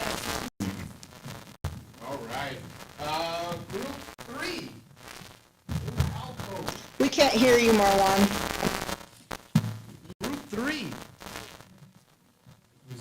Or actually, before Yep. group 3, any feedback, comments, questions for the virtual group? Any information that you may know as subject matter experts on what can be done or what couldn't be done? Any challenges? I think that is a stellar idea because it is city property. It's right in the area we're talking about. You would understand the funding needs and already understand the challenges. So I really like that idea. All right. And before we lose Kirsten and we go to group 3, Kirsten, would you just introduce yourself and tell people about the open house tonight?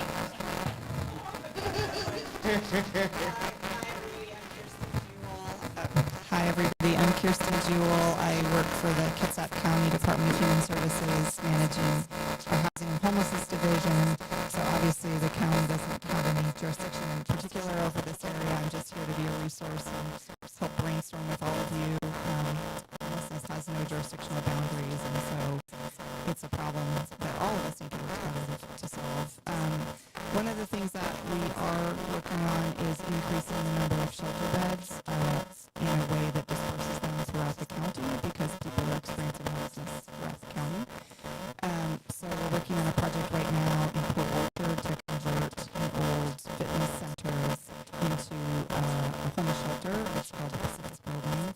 And there is tonight an open house for the community. Anybody can come and drop in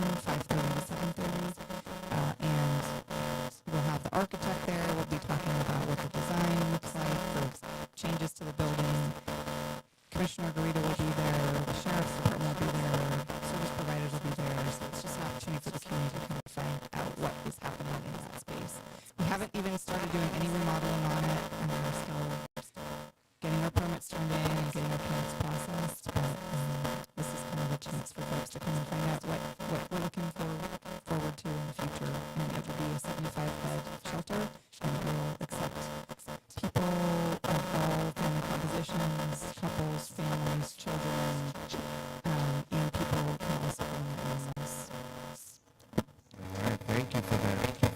Oh yeah, love, good. That's love. All right, group 3.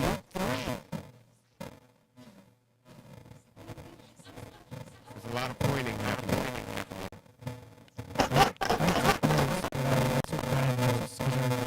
Because our conversation was hard to follow. We had some of the same ideas as this virtual group. I won't reiterate those. We kind of highlighted mental health services, housing as the two kind of most critical but hardest to approach issues that we're trying to work on here. And we talked briefly about how everybody in the room, most of the people in the room here are approaching this from a service provider solution, and the city that we're trying to work with is approaching it from the government position where it's kind of their responsibility to provide some of these resources. If they were doing a better job, they wouldn't have to be doing some of these things. That was my assertion. I won't lay that on the book. Then we can talk, so hold on a second. We took that and wanted to focus on how to make proposals to the city that focused on the numbers and estimates that will speak to kind of how they have to do the job. And so where we can focus on solving these problems by looking at how much it's going to cost the city if they do or don't do different things, and how much it will cost the budget. They're going to save them money, or the solution is going to be things like working with local businesses to provide resources, serving incentives that kind of feed back to the local economy. If we can keep things local and build that society that supports itself, that's an investment that doesn't really leave the city. Talked briefly about how grants are really reliable because they take too much effort to go for. They don't get grants for bathrooms and water towers and some of these other services that we should pay for those grants. And then everybody else.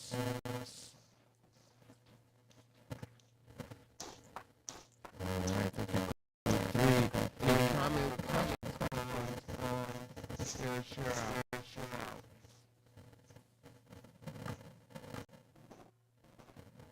Tom, would you mind sharing? You said you agreed with the virtual group to say just state those, the details, where we have some gaps there. Providing some porta potties. We were talking specifically about at least as a temporary solution, maybe porta potties on the PCHS property. They have that up and running. That might be a good spot to place those. That would serve the people that are staying in there already, but we're not able to access.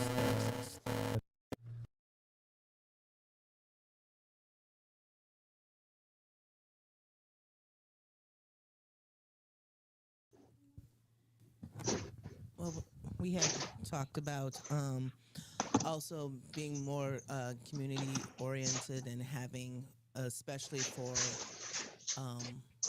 all of our organizations to participate in going around McWilliams, especially over there by Salvation Army, and having a cleanup, like once a month, go over there, clean up, get the trash, and take it away.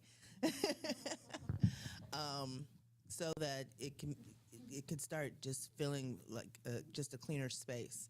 That was one of the things that we had talked about, like with the the trash part, and maybe even providing like hygiene items, because I know that hygiene items gets donated a lot.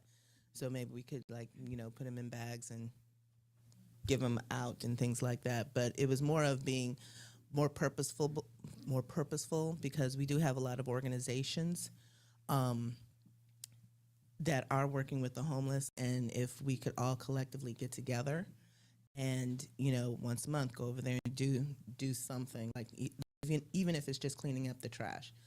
That's a purposeful thing that can be accomplished, and it can be accomplished like immediately. So. All right, thank you for that. Any other comments or questions on Group 3? All right, Group 2.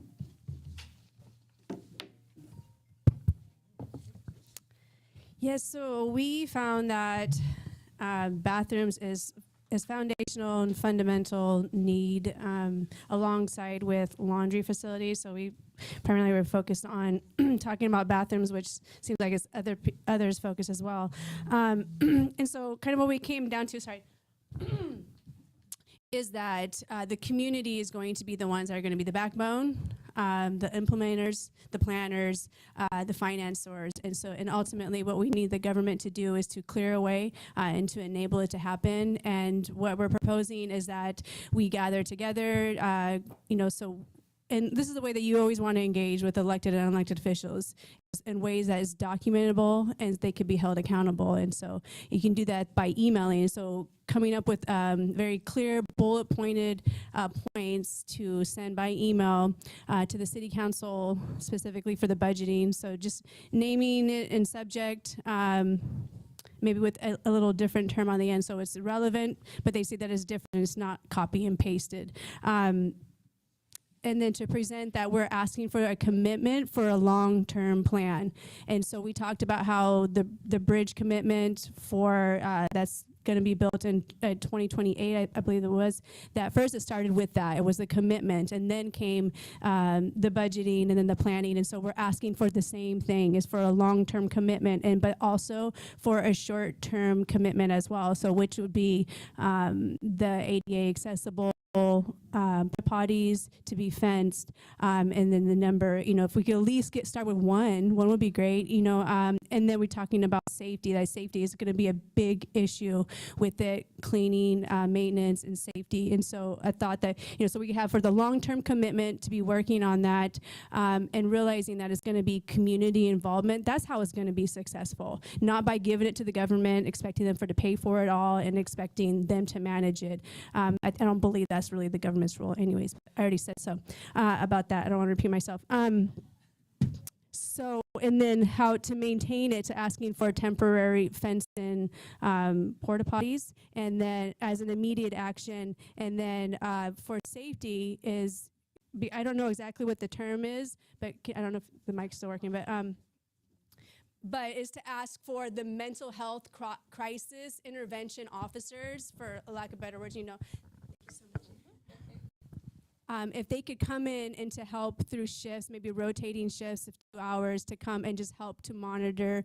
I thought maybe with ticketed, where the person, first come, first serve with a ticket to help maintain, to ensure that it's only one person at a time, that nobody's getting excluded, is just those type of things. And so that we know that the biggest thing is going to be is maintenance, and seeking only temporary solutions, and agencies and outside agencies to oversee it is only going to be a temporary solution, but the goal should be for a permanent solution, which permanent facilities that could be accessible to the public. I love the idea about being in the parks. That's an easy one. So if it's, and then maybe if it's on, the corner somewhere outside the building, I thought that was a great thing. So ultimately is to present the proposal for the budget. Can we get a commitment for a long-term plan? Can we have the short-term solution? And then this is a way that we can bring in safety, is through the mental health crisis officers that are already with our police department. So we can have something going and move forward with it.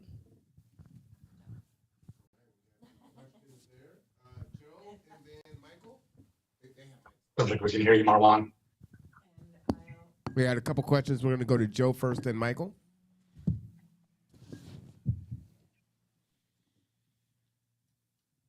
And I'll add that there was from out of our group, someone sent in a recommendation that, I'm not sure about this entirely, that some of the concerns we have about porta potties might be addressed if we modify the doors like in a school bathroom or someplace where you can see feet or you can see above. So I think that can be in our mix of considering, will people be less likely to do the things that we're afraid of in a porta potty if there is an opening? And one thing I forgot to share too as well, thank you for sharing that, Joe, because that's a safety thing, is that transparency. Because we know that, I mean, if you think of in your own heart how much you would be willing to give, either in labor, but especially financially, if you could see how see where your money is going. So if we could set up a program so people can go in and see where their money is going, because having that transparency is going to be key for getting people to financially commit and on a regular basis and for the long term. All right, Michael, and then Councilman. So it's not so much of a question, it's just an observation. You said that it is not the government's responsibility to pay for these things, and I disagree with that, because I think it's almost exclusively the government's responsibility to pay for these things. I don't understand the thought process behind putting all of this work on the backs of this community that is already struggling, that is working 2 jobs, that are barely staying afloat as it is, when you can use, funding for, what was it, $100,000 total for the budget this last year? That's ridiculous. There's the funding is out there, and while the people in the community can help and do work, I don't think it should be on the shoulders of the people that are going through this right now. I think the government has a large responsibility to help its citizens, regardless. I don't care what political party you belong to, regardless. That's the reason government exists. It's not to police people. It's not to, tell us what to do or what not to do. It is to help the people that you represent. And those are my 2 thoughts on it. I truly believe that, it should not be solely on the shoulders of the community. Yeah, and I agree. I believe that the government to give money as well, but I don't think that's going to be their biggest participation. I think that is part of it. That is number 2. Number 1 is to make a pathway and enable it to happen, because I can't go out and do anything I want without getting the permission from the government to do it. And so that's going to be the biggest thing for them to make a way, and then also to contribute. But I think it's going to be such a big ticketed ongoing thing that our taxpayer money is not going to cover it all. And I think that those who can give so much more. I mean, I just met somebody on Bainbridge Island that gave $1 million to set up a veterinarian clinic for low-income families. That's one person. That's huge. And so if that person can see the transparency to make it happen, we can just make it bigger. So that's this kind of big vision. And I'm sorry if I didn't say that clearly. And because I do agree that giving money to help to make it happen. I mean, we're going to ask for money for the porta potties and a commitment for the long term. And so I definitely feel that it's important that we have a realistic budget, and they are committing to make that budget. All right, let's go to Councilman, and then Jeannie, then Christy. Perfect. I just wanted to kind of make this clear, just because it's not always transparent. So I love all the public comment, write in, speak of a meeting, any method. For directing the police, which includes the 2 mental health navigators that BPD now has, that's strictly under the mayor's purview. So the mayor is the one with the power to direct all the department heads and city staff to shift priorities, or look at this area versus that area. Council is really strictly ordinance and budget. So absolutely, for you want more dollars for X, that's definitely city council. But for our staff existing, and I think they should be focusing on this area, that's all through the mayor. So I just wanted to make that clear so that it's effective when people speak up, they're addressing it and putting the pressure on the right person. Thank you, Councilman. Jeannie? Actually, I think Kristen first, so I want to give her that option. Okay, Christy. Thank you, Jeannie. So I just want to speak to the last couple comments about the government's responsibility or the city's responsibility. I want to reframe us a little bit to, it's not about responsibility, but it's about what all of our tax dollars go to support, sort of infrastructure and things that support the public, EMS, the fire department, police, those are all, all the money that funds those departments comes from our tax dollars. And so our unhoused neighbors are part of the community that needs to be taken care of with those dollars. So if we think about, hey, those dollars fund our city parks where there are bathroom facilities, and so our unhoused neighbors have just as much right to use those bathrooms as the rest of us, except that they're only open certain hours. And so we need to think about our government supplying for the needs of our unhoused neighbors that are not met during those off hours when the other public facilities that are available to them are not available. And I do see that as our city's responsibility to fund that. And I understand. And so it also means that those staff are dealing with that, and our city funds are dealing with that anyway. It's just that, I don't know if you saw that the police department reported about, people coming in and they found permanent housing or semi-permanent housing for a group of people that were, I think it was, where were they off of? Sheridan or something? Anyway, and then so a group had to come in and clean up the trash and everything, from where that encampment was. So that work is happening anyway. We're paying for it anyway. And it would be much better if we were doing it in a preventative, clean, sanitary way. And that costs less, right? If we do prevention rather than we have to go in after and clean up this big, huge mess that's hazardous now because people didn't have the facilities to put their trash or waste in the right receptacle, right? So our funds are going there anyway, and we just need to make more efficient use of them to work on the prevention and supplying people with the right facilities to begin with. Thank you. Thank you, Christy. Jeannie? So I just wanted some clarity on the opening at the bottom of the bathroom doors, because if we're looking at rental of a honey bucket, they're not going to come that way. So are we talking about the purchase of something and then altering it? Because I've never seen a honey bucket that has, or any from any company that would do that. So I'm wondering if somebody knows something about how that could possibly be done if we purchased and then altered to make that work. I'm just kind of curious if that's been seen or done before. Kirsten, or Anton, can you speak to that? I don't know. I can't speak to that. I don't know the answer to that. I don't know the answer to that. I don't know whether you rent honey buckets that have a different door setup. We can't hear whoever's speaking. Marwan. You need a mic. Obviously, It's on. obviously, if I said I don't know the answer to that, I haven't done a survey of porta potty availability doors. But I mean, if you owned them, you could probably do something like that. I think it would be interesting to look at the urban rest stop models, which are specifically designed for people. There's a link on the handout for that. The other comment, I'm so sorry, I have to go to a meeting about this shelter project in Port Orchard to get ready for the open house. The other thing that I keep thinking about and coming back to is that my family had the opportunity to travel in Europe a few years ago. And, we were a group with some kids, and we would find ourselves frequently needing to use bathrooms in the middle of urban areas. And Europe has public bathrooms all over the place. And it just seems so weird in contrast coming back to this country and there's no public bathrooms except for occasionally, in parks, which is awesome.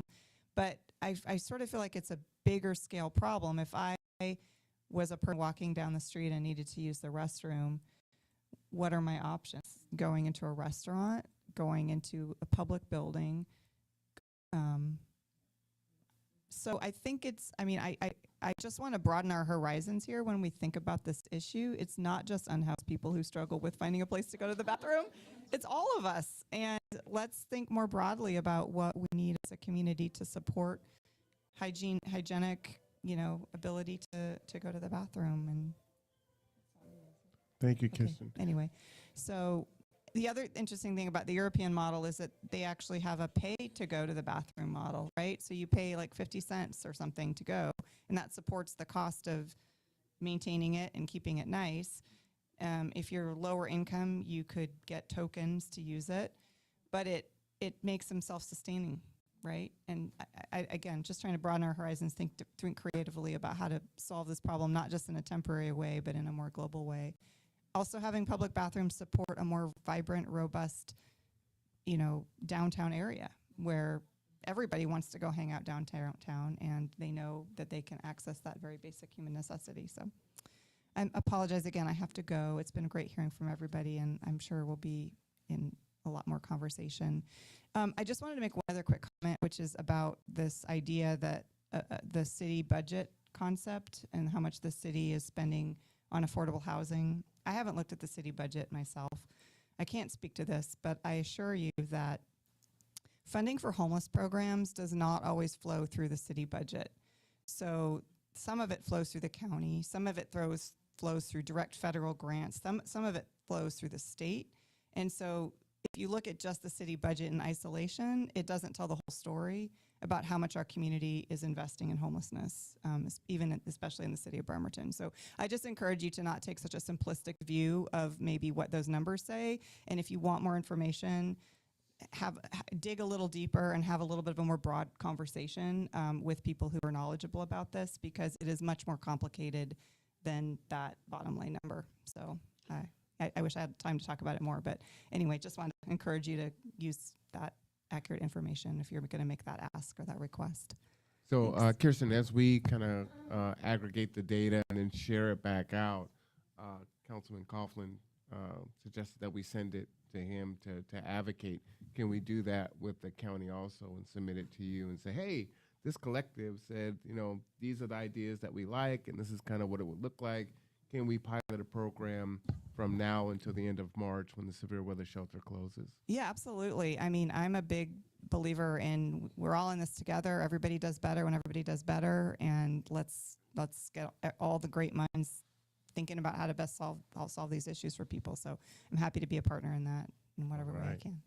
Thank you so much for coming. We really appreciate you. Just to chime in real quick, Marwan, yes, I just want to make it clear. It's best to send it to the main city council address if you're emailing. Okay. It will get to me. It'll also get the other council members, and then I can still advocate as it's my district. And I can attest to that, because that is where I sent the Zoom link, and Jeff is here. So we are thankful for that. Jeannie, is your hand still up, or did that answer your question? Okay, perfect. All right, group one.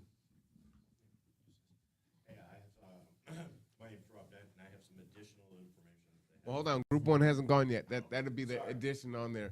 So do we have a spokesperson from group one? What y'all came up with? Akuya, you were in group one. What'd you guys come up with over there? It's my ball.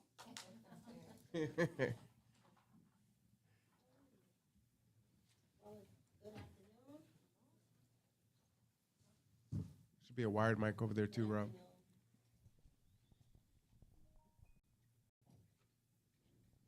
Good afternoon, everyone. My name is Akuye Karen Vargas, and our group, we really spoke about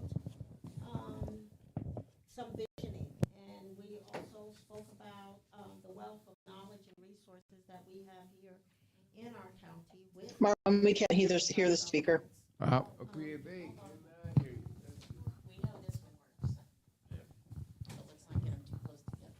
Okay. Good afternoon again. Yeah, my there we name go. is Akuye Karen Vargas. It is such an honor to be here today. Our group, we spoke about the wealth of knowledge and resources that we have here in Kitsap County. We sit in the midst of a primary military county with several bases here. We spoke about the support that we could have here, as well as educating our community about the issues and how to deliver a message to our our community about next steps for our homeless. We also spoke about the political backlash to homelessness here in our county.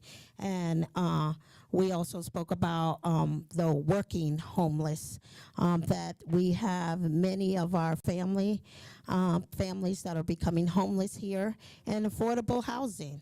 We were talking about the roots of why the increase of homelessness and what we need to do moving forward. We also spoke about broken communications and strategies to be able to address some of these issues and allowing our community to be in the know.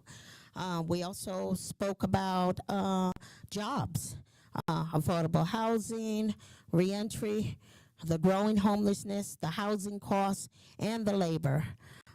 We also spoke about public health and safety, that this is a public health and safety issue, especially when you talk about defecation and needles and issues around waste and cleanup around the homeless issue. We also reflected on learned lessons, what is working well, the needle exchange program, the reduction of waste, monitoring and being helpful, and empowering our homeless to have skin in the game, and gleaming from them for their personal experience, and also the showering program that they have in North Kitsap, which is a very successful program. And how do we connect with and get access to government grants around how we can collectively and collaboratively work together to address these issues. And so we had a wealth of conversation, and I think it's going to take all of us sitting down and doing some more unified collective visioning, because we also spoke about working in silos and how that has not helped us to move forward to address these issues within our communities. And so my hopes is that we will continue this visioning process and engaging our community as well as our businesses and our government to sit down at the table and really begin to break down some of the barriers so that we can build a collective, collaborative effort to address these issues. All right, thank you for that. Okay, we have a question in the virtual. Christy?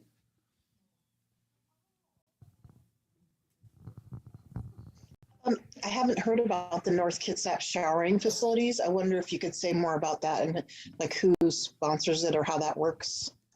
Is Where there it is. anyone in the room that So can speak to that? That was from Fishline. Yes. Kirsten Jewell had shared that there was they applied for a grant and they got it there. Of course, she's gone now, so she has all the details in there. It looks like Anton has grabbed the mic. He might have some more info. Yeah. The I forget the name of the severe weather shelter location up in Kingston also has just an amazing facility that. No, we have one shower in the community center that's only open from 9 until 6. Right, It's not open as often as would be great, but it's more than available to anybody in the community. it's more than the rest of the entire county has. Amen. The one shower that's open. One is more than. Yeah, the one shower Nothing. that's open for a few hours here and there is more than the rest of the entire county has, with the exception of the Fishline location. Yes. Yes, and we also spoke about broadening. When we talk about broadening the scope, we want to be able to work with our neighbors within our community. That's right there on MLK, with our Salvation Army, with our Community Resource Center, with the Marvin Williams Center, with the Opal Robertson Teen Center. We want to be able to address the issue where the issue lies, which is right there with our neighbors. And so I'm hoping that our community neighbors could come together to be able to have a real transparent conversation on how we will work in a collective way to address the issues within our neighborhood. All right, thank you for that, Akuye. Go ahead, Rob, and then someone else from group one after that. Actually, Akuye covered exactly everything I have the notes for. Oh, perfect. I mean, exactly. All right, all right. That's some good note taking then. Did we have a comment here in the room? Yes, so one of the things that we also discussed with Drayton, and he had to leave, was that he's opening his building facility so that a trailer could be rented, and it would just be a matter of getting help with staffing. Okay, so we actually have a location to put the bathrooms there.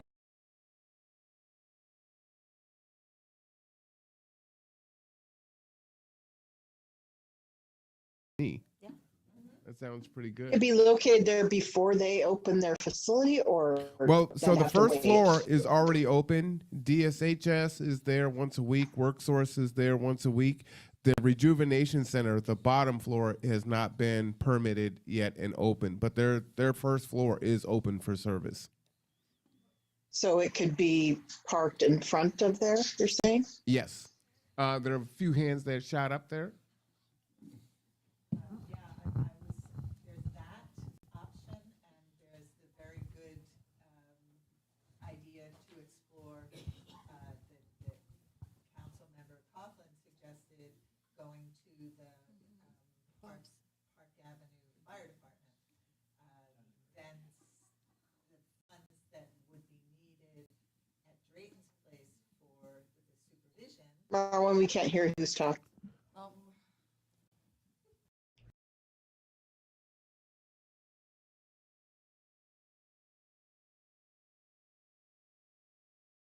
Possibly the New Day Rejuvenation Center, which would need staffing, but if Councilmember Coughlin's suggestion should fly at the fire department, there's some staffing budget that we wouldn't need to find immediately.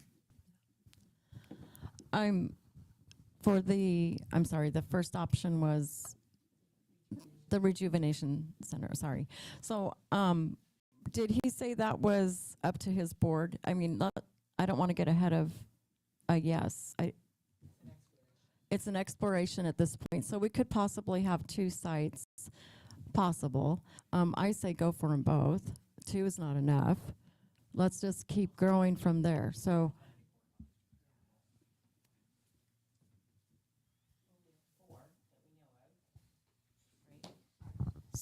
didn't they say that they had 4 porta potties In that storage? they had purchased and that are in storage? So, apartment, yeah. Yeah, that's count. So Does anyone have a name for who we might contact about those units that are owned by the Park Service or county? Yeah, Anton, I have all those contacts. I don't know that they'll want to get rid of them. I think they like having them available because they have their own.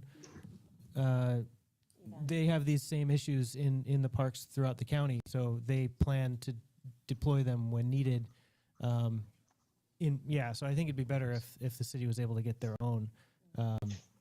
And then, But even if we could get, like, where did you buy them? You know, like, but what was the price? That would be helpful. yeah, I can share the contacts with that information. Yeah, I think Thank roughly I you. saw like $1,100, for a very base model, and then up from my research. But yeah, I'll Okay. wait for Anton to give some information, and then I'll add whatever I have too. Captain?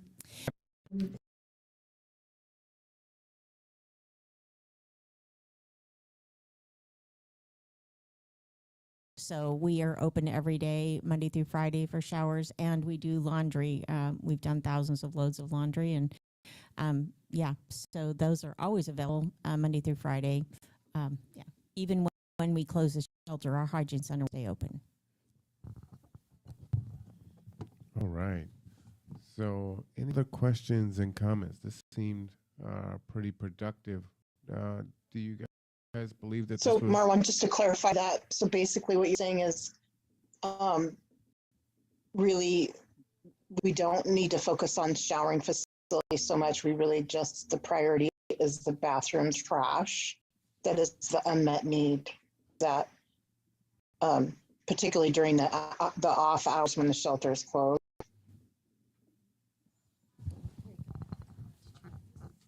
Well, I think that's a question for you, Captain.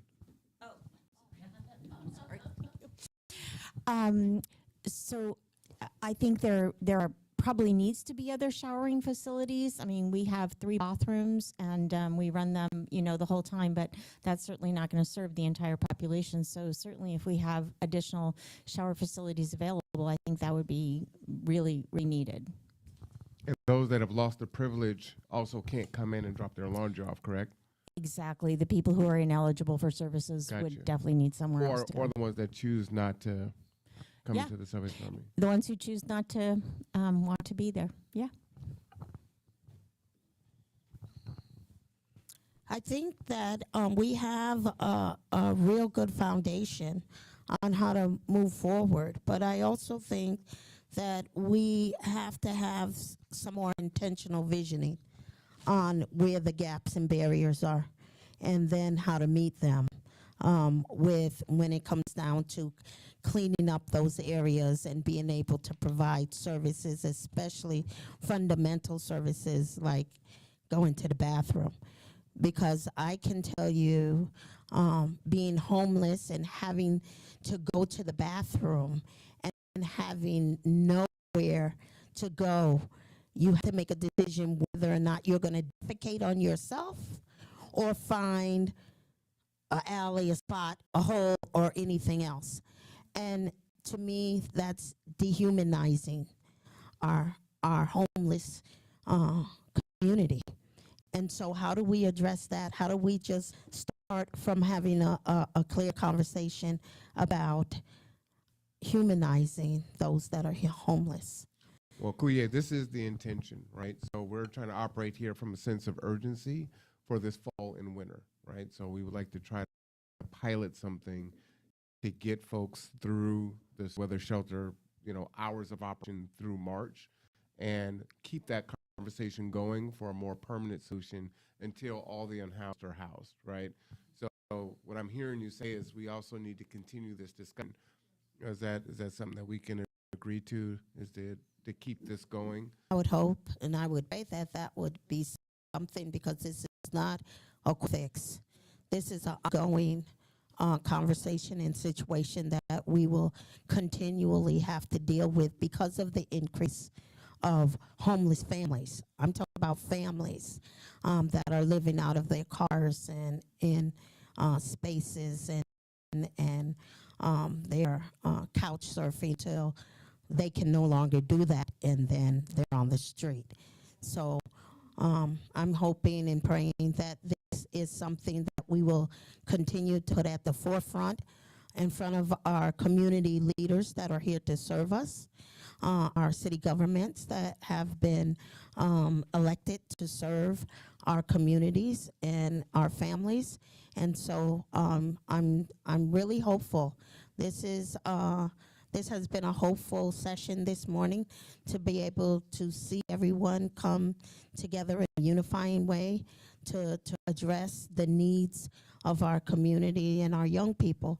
We have a lot of homeless youth that we need to be addressing these issues. Absolutely. Yes.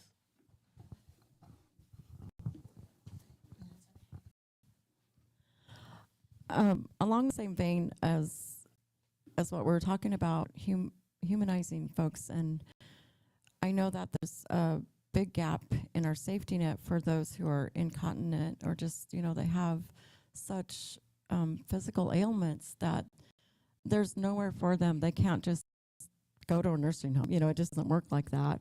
You have to have a family member who will go through hours of paperwork and phone calls and getting the right folks in to get that person help. So, You're good. oh, I'm good. Okay.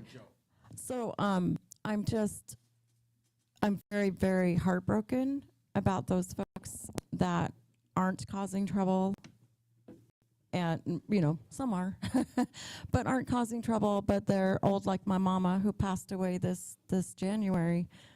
She became incontinent. Should she be laying on the ground in her own, you know? No. So should that be part of the conversation? I hope it loops in, you know? There's not, Salvation Army's not a nursing home, and neither are most of the shelters. So how do we build that into this program if that's possible?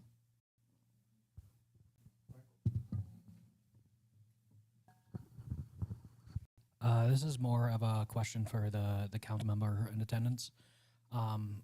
Have you ever, as the Bremerton City Council, considered a city housing and homelessness division to kind of take up some of these these issues? I know we have a county housing and homelessness division, but what about something specifically for the unique things that Bremerton encounters? Is that something that the council would consider at least entertaining? I don't think so I just started in January and it hasn't come up, this year yet. And I don't think I've seen that discussed in the past. That is definitely worth the discussion. And it would require both, mayor and council coming on board with that and funds for staffing for people. It's definitely worth considering.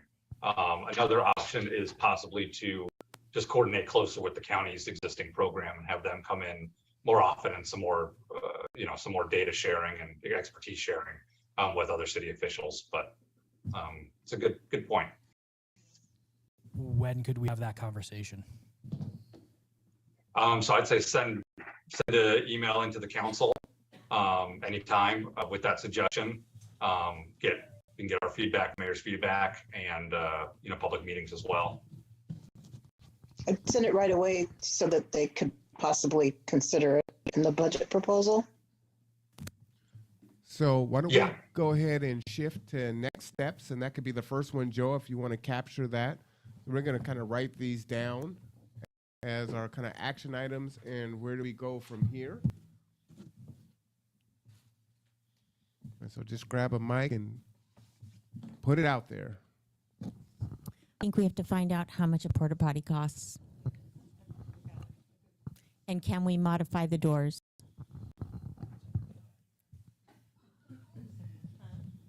Things I never asked myself. Right? Yeah. Okay. Christy, are you able to pull up a Google Doc and maybe capture this written also? Because she's going to run out of room there. Go ahead. I think about a housing and position at the city. Is that what you're saying? we didn't hear your whole statement. I cut you off at the beginning. Repeat that, Christy. What do you want me to capture? The part about establishing a position at the city level? No, just writing down on a Google Doc the next steps. We're capturing it large, but if you can, we might miss some. Okay, okay. Sure. We got two people recording. Christy, we can take a picture of this to save you having to do this now. Okay. All right. No? Well, I guess an important big next step for us would be scheduling and planning for regularly meeting and discussing this issue. At least maybe over the next couple months, maybe we can come up with a plan, or at least plan to make a plan. So are you guys willing to meet? Okay. Virtual, hybrid, in person, you want us to feed you again? Yes. We'll feed you again. I would prefer hybrid because we're going into the season of giving. Absolutely.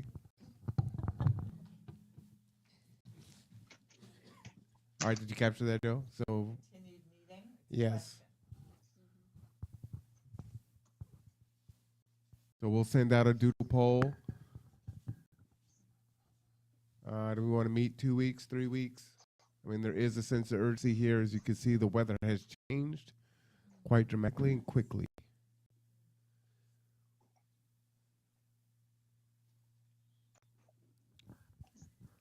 I don't know if we can Can fit a we- meeting in, Marwan, before November 2nd, but I do think having a concerted, organized community effort for people to speak up at November 2nd, that's the first opportunity for the public to give input on the budget discussions, the city budget discussions. And, also if you want to write a letter to the city council, or email them, your suggestions also, so they can be considering it as they're going through this budget session. Yeah, you can start writing right now, anytime. Showing up, even if you can show up on Zoom at the November 2nd city council meeting for community input, that would be amazing. All right. Let's circle back to when did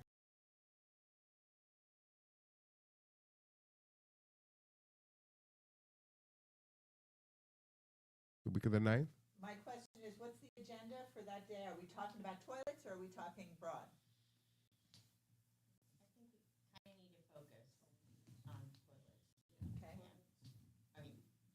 So coming back with the price of the toilets, if they can be modified, right? The kind of action item list that we're kind of creating now. Yeah. We have some honey bucket servicing information, Marwan, that Ginny gathered during our group. Oh, do you want to share that out for purchase? Not for purchase, it was the servicing of an ADA unit. Right, Ginny? Do I have that right? And it's in the chat. So it went to everyone who's on. So you already have a copy of it, Marwan. Okay, I see. $140.50 one time a week per 28 days. So 271 must be 2 times a week for standard. So I think the ADA is $459 for 2 times a week, but per month. So about $5,550 per year. All right, so we can confirm that. Yeah, sorry, Jenny, that looks right to you.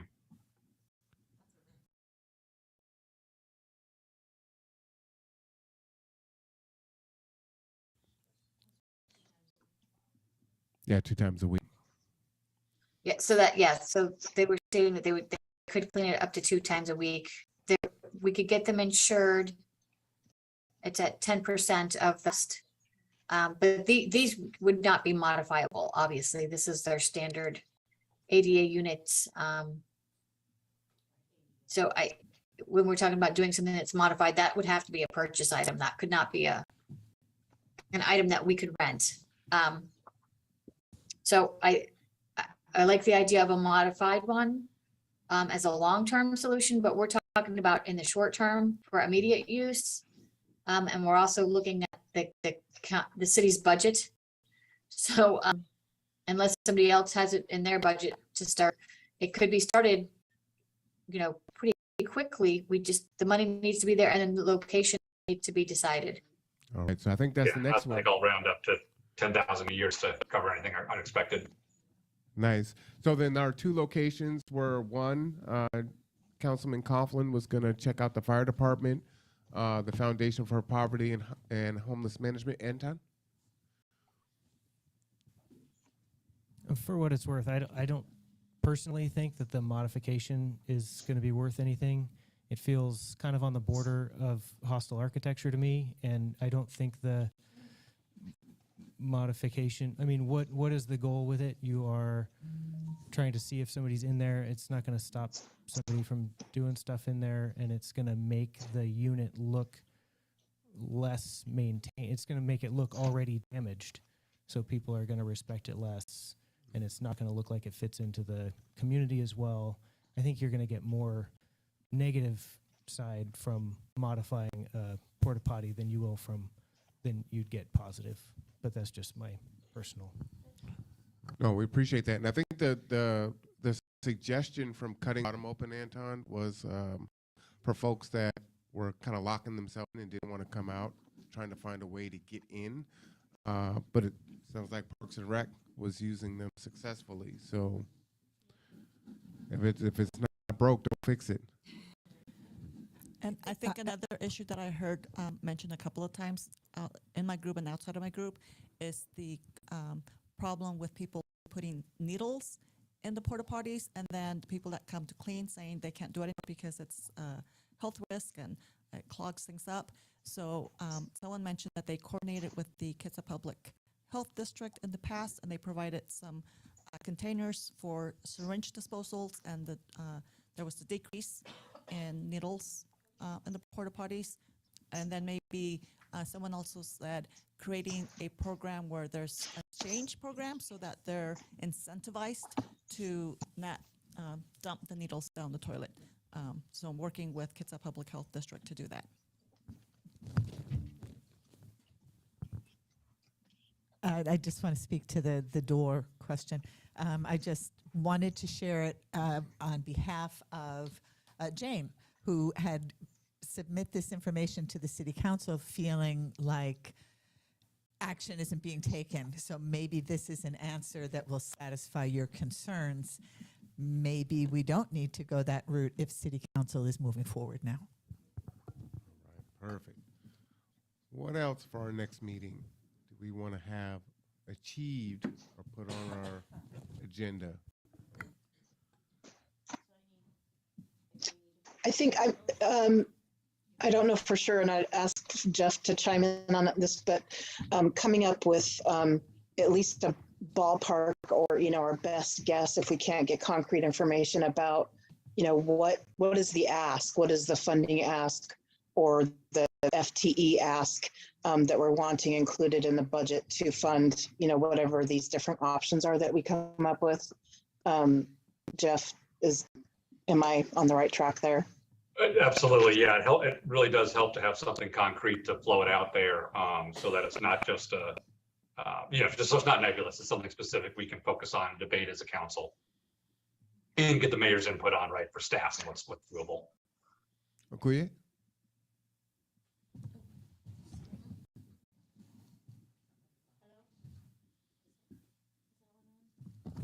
It'll be green if it's on. Yes. One of the things that I'd like to circle back on in 2018, we had gone down to city council for city council to begin to clean up Martin Luther King Way, especially the sidewalks and the street, because the sidewalks were in terrible condition, the street was in terrible condition, and they started the process, and then we went into the COVID, and everything kind of ceased. Are they going to continue to finish the street renovation and the sidewalk renovations to be able to move forward? Because I think when we patch up, and don't do a complete job, that's a part of some of the challenges too. We have homeless as well as community members that walk through there, and the sidewalks are, that's a hazard, and the street is a hazard. Are they going to continue to that process of renovating those sidewalks in the street, or are they just going to leave it patched the way it is now? That's a question I have for our city council. Sounds good. I'll jump in. So the prioritization of what sidewalks and what streets get repaired when is under the mayor's purview in Public Works. In the budget discussion, Public Works are promising to have a comprehensive 5-year plan out next year that will actually list prioritization of which areas are going to get restored for sidewalks and streets. So I can't speak to where the current priorities are, but I definitely encourage you to ask the mayor on that. Right. I can speak that the budget's in place to do, gosh, I forget the number off my head, but it's miles of sidewalk per year to keep restoring it. I know the council's especially focused on making sure the money's there to keep that sidewalk restoration, because that's one of the number one complaints we get. Yes, and I'm more than sure that restoration had started, but are they going to complete it is my question, because they have already started that process. That was what I would like to know. Where are we now in that process to continue to renovate that crossroad there on Martin Luther King Way? If you send either an email to me directly or to the city council email asking that question, I can make sure it gets sent on to Public Works staff and the mayor to answer and see what their timeline is. All right. Is there any other locations that we came up with in our discussions aside from the fire department or the foundation with the rejuvenation center? Are we able to put them in between the street and the sidewalk on city property? Is that something that we came up with? Or are there any Right, others? that health strip. There was my idea of establishing a city park there with city bathrooms. Right. It might be 10 by 10 city park. I think that idea has come up in the past, and I'm pretty sure Parks Department was not in favor of a micro park, but it's interesting to explore. Councilman, do you know what Diamond Parking's position is? They don't seem to use the parking lot. There's not a lot of vehicles there. Would they be willing to rent, 4 or 5 stalls out so that we can, place the bathrooms there? I can't speak to them, and I'm not sure. At least they haven't told me publicly what their thoughts are, but I know Bob Dupree is the main contact for them, so that'd be a great question to send on to him. I'll send you an email for that because I don't know who that is, but that'd be great to. Sure, I can give you his contact. But Bob Dupree is the manager for the area for Diamond Parking. Another one I heard somebody bring up was PCHS. They have the building. They must have some land outside the building that is theirs that they could offer for porta potty. All right. All right. So our And, list. and Marwan, who bought Monica's Social Club? Who bought that? And what is the intent? Captain? Yes, the Salvation Army is in the process of. There to be seen by them. I'm sorry. No, what? it's fine. Oh, okay. Camera Sorry. to look at for them Oh. to see her face. Okay, I'm always looking there. Okay, anyway, hello. So we are in the process of purchasing Monica's. We do have a closing date of the end of March 2023. Our intention is to put in a client choice food pantry in that space. We also will be reopening our our clothing bank.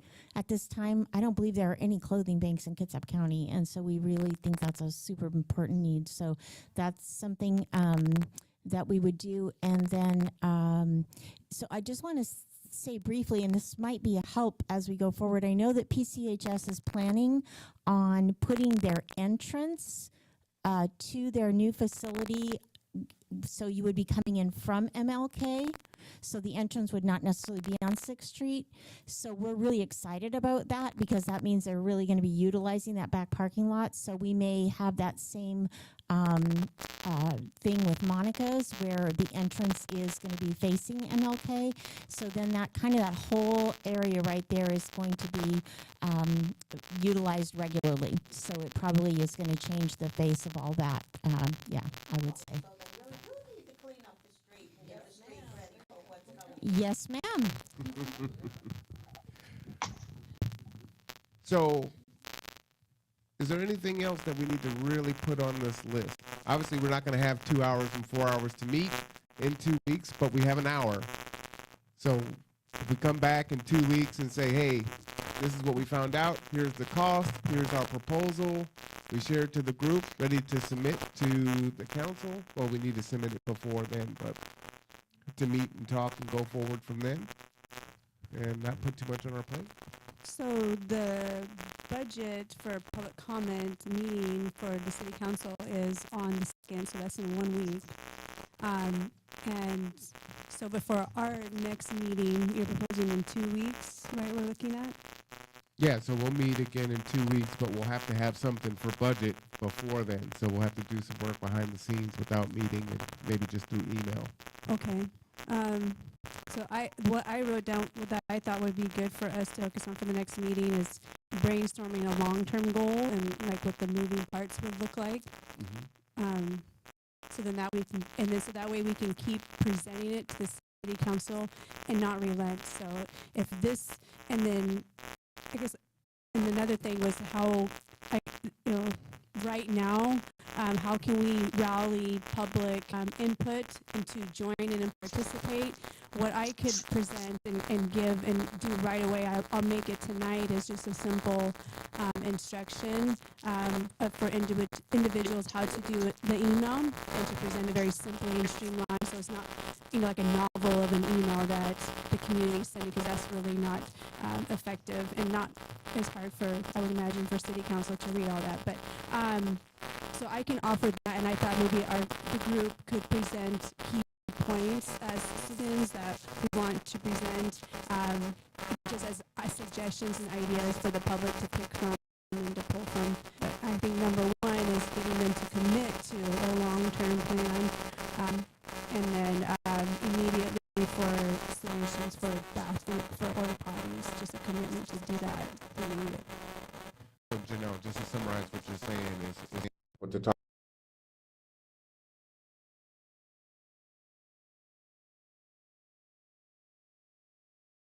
Saying this and this person saying that, and we're all speaking as one voice.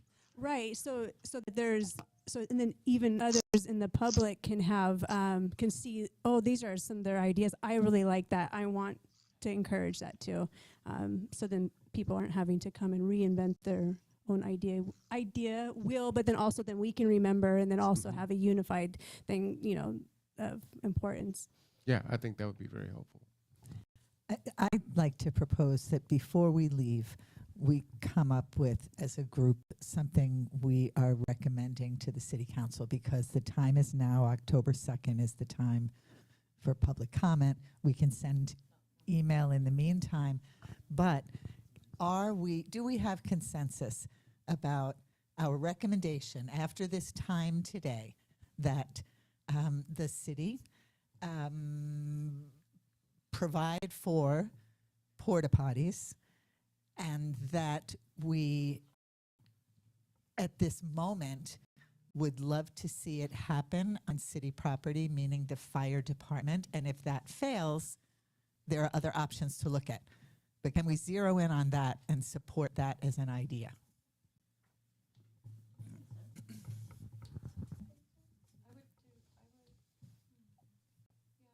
Yes. All right. Now, Christy, would you mind typing that up? That might be a paragraph statement there. And I'd really love to propose, if we had a census, and if to put to the city that they create permanent public bathrooms on parks, and if that's create mini parks, whatever, but that be a goal and that be a focus and necessity to have for our city. I mean, this would be a beautiful precedence for our state. Let's plug it now. Yes, plug what you want in now. That's right. And then keep. All right. Well, let us. Councilman. Yeah, I just wanted to chime in too. I think good to focus on budget issues now, and then usually at the start of the year, and maybe a couple of months after the start, we have an annual retreat between council and mayor to establish our goals and priorities for the year.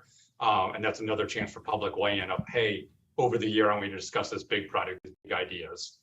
So that idea of the permanent restrooms, which cost a lot more money, be a much bigger project, that's a good time to get it on our radar. All right. Do we have any talented scribes that can get us started on this wordsmithing? Or she's going to write it, but someone has to come up with the words. Joe just said it. Yeah, I think you all trust us to come up with the language based on what we've just thumbs up today. Oh, okay.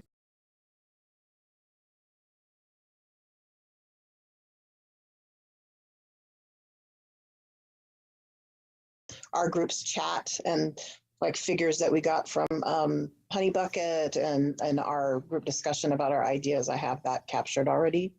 All right, perfect. In my notes. So it's important before you leave here today, please to